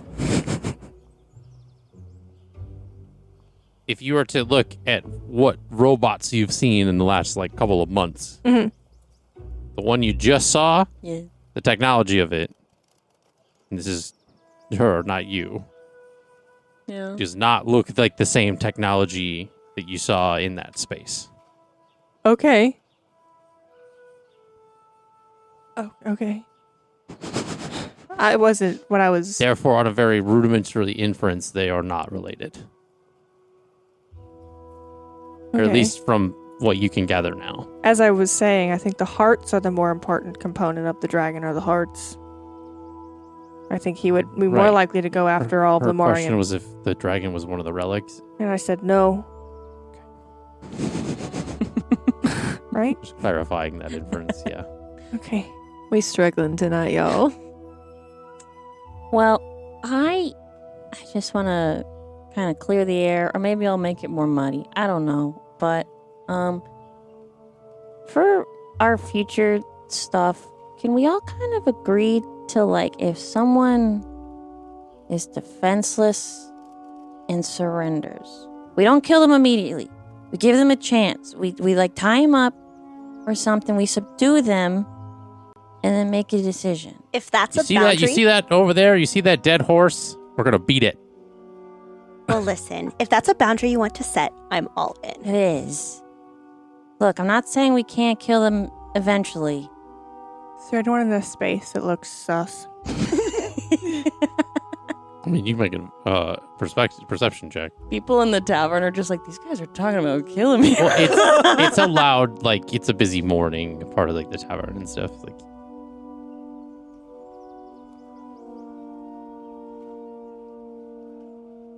22. See, when the dice know you give a shit, it actually gives you good numbers. Give me an 11. A Duh. base 11. Those the drop rolls of just I don't care. Versus I want to know. They feel the energy. And yeah, the dice know. The dice never lie. Is there anyone that looks sus? No.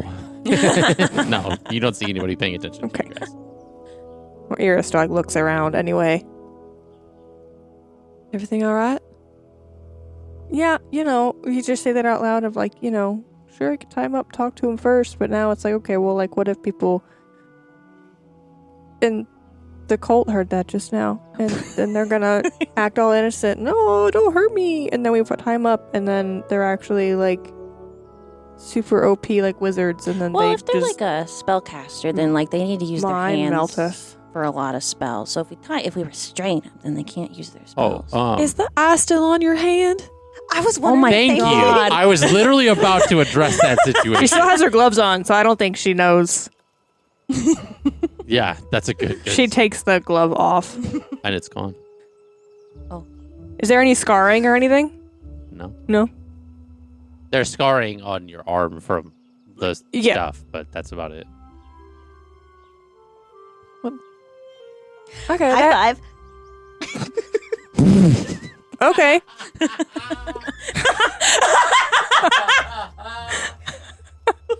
He just like shows the hand to the table. It's like, high five. Well, and then I hit her on the forehead. Bonk.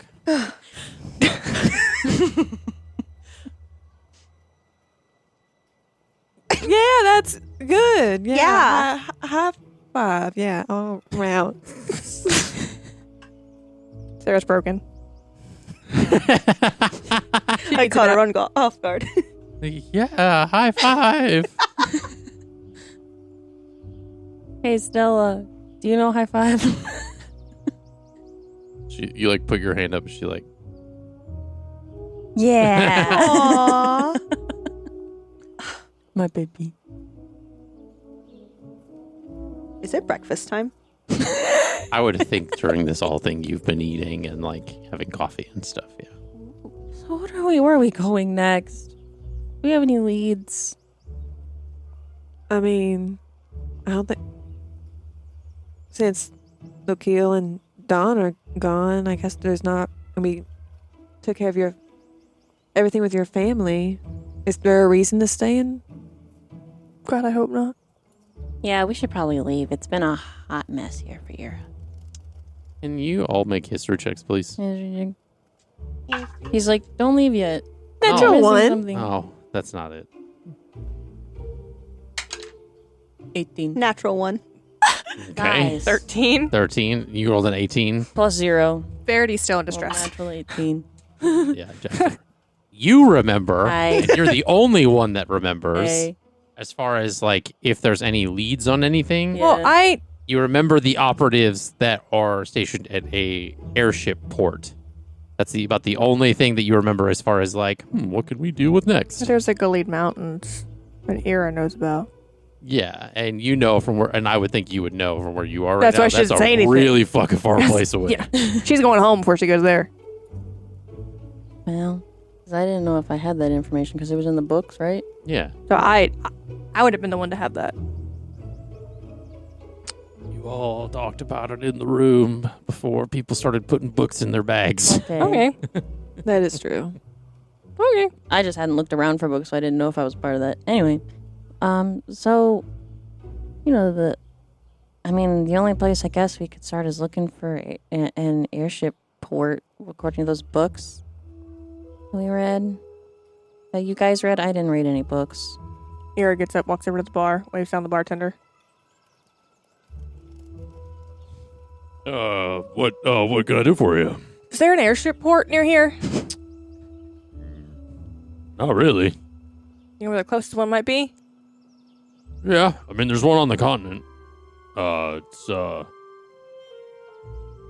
It's not close. You said near here. Okay, but like Yeah, where on the continent? There are a lot of places on the continent. Yeah. Where? Pulling up a fucking map. Hold the goddamn shit. Don't rush me! He's got to cook. I gotta figure out where it is. I also have a name for it. Well, that'd be the Aarencia Aeronautics Alliance. That's, over on the East Coast. Not close, but it's close enough. I remember this joke from before we started.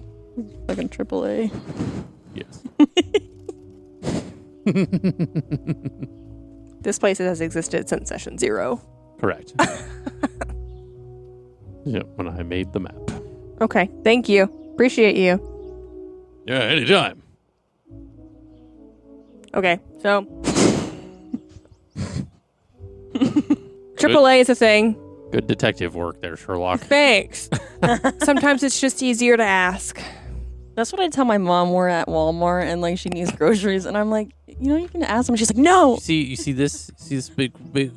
Here comes the airplane. I'm just gonna spoon feed it to you.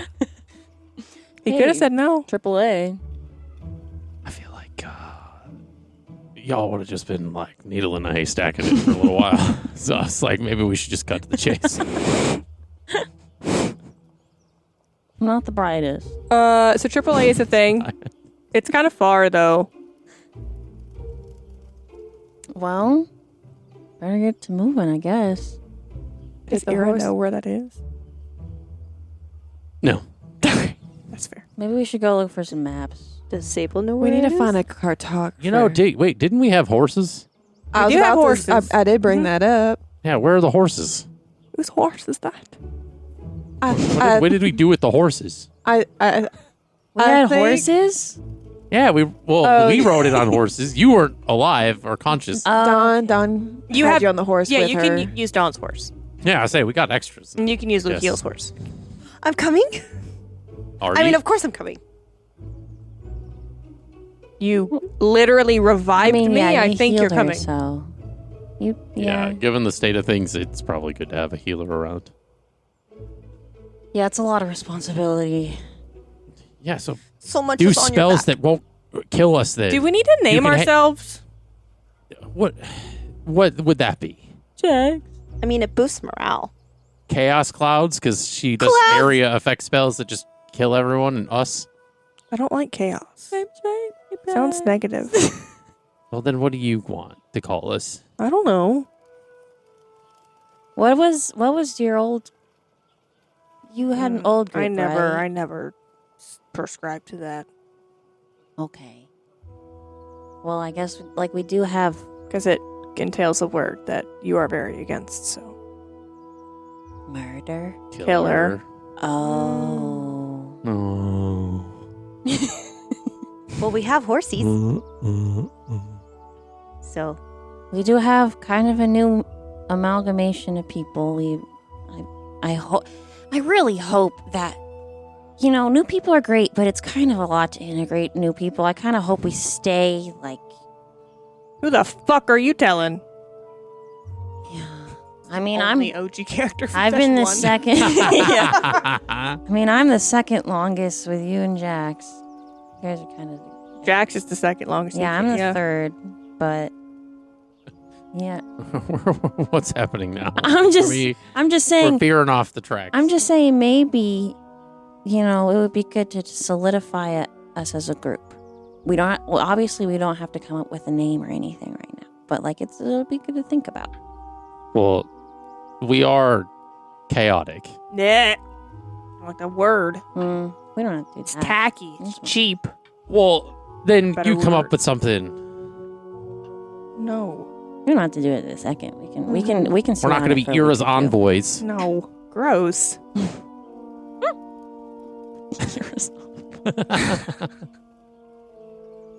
Well, we can think on it, and I guess in the meantime we go get our horses. yeah. Should we go to a cartographer first? Yeah. Let's look at a cartographer. Hey, And then- barkeep.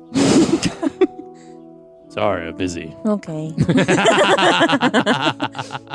Come back at 3 I'm from- o'clock. I've been here a while. Do I know where a cartographer is? Roll for history. The way you take us to another florist. It's somebody who designs carts. I mean, it's a natural one. So. I have no idea then, right? Or what? No, Someone you know takes exactly photographs. where this thing is. Someone takes photographs of carts. And you say, I'm going to lead the way.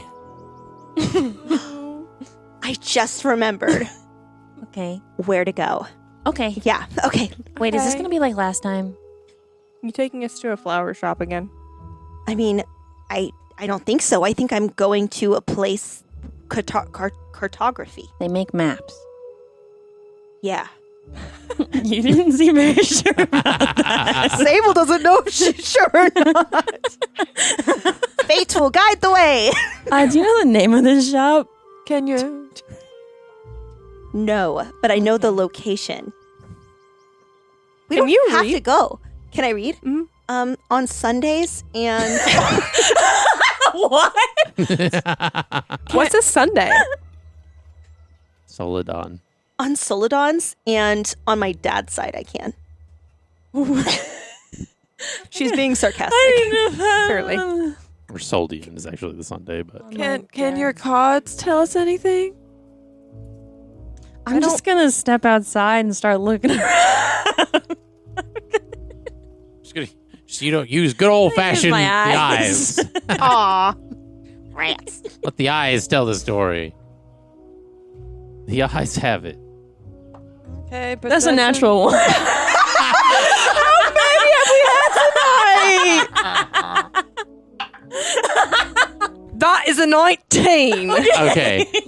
19 plus 8. What are we doing?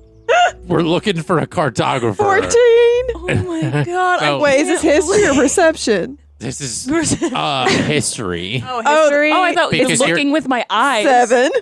7. Yeah, I mean, if you're going to go off that mentality, there is not a cartographer within eye distance at this point. So I mean, it's a 27 for perception or history. steps outside and is like, it's just a bunch of buildings. I can't read. I see nothing. Maps, you say? You remember the marketplace that you guys had been to, that there were like a bunch of stalls on the this kind of marketplace, and there was like businesses kind of all around it. So that's your first guess as to where to go. Let's get out of the marketplace, guys. Okay. And if you need anything before we leave, go ahead and kind of get your list together in your head, so you can get it at the marketplace. I'm gonna go upstairs and get my weapons real quick. I don't really have any money, but okay. You do. And with that, this is where we're going to end for tonight as the group heads off to the marketplace to potentially find a map. And for God's sakes, let's hope they do. Thank you so much for joining us here at Off the Beaten Quest. We hope you had a fun time. Big shout outs to Pocket Bard for all the cool and intense music and sound effects that made it oh so much more immersive. And we thank you so much, and we will see you in the next episode. Bye!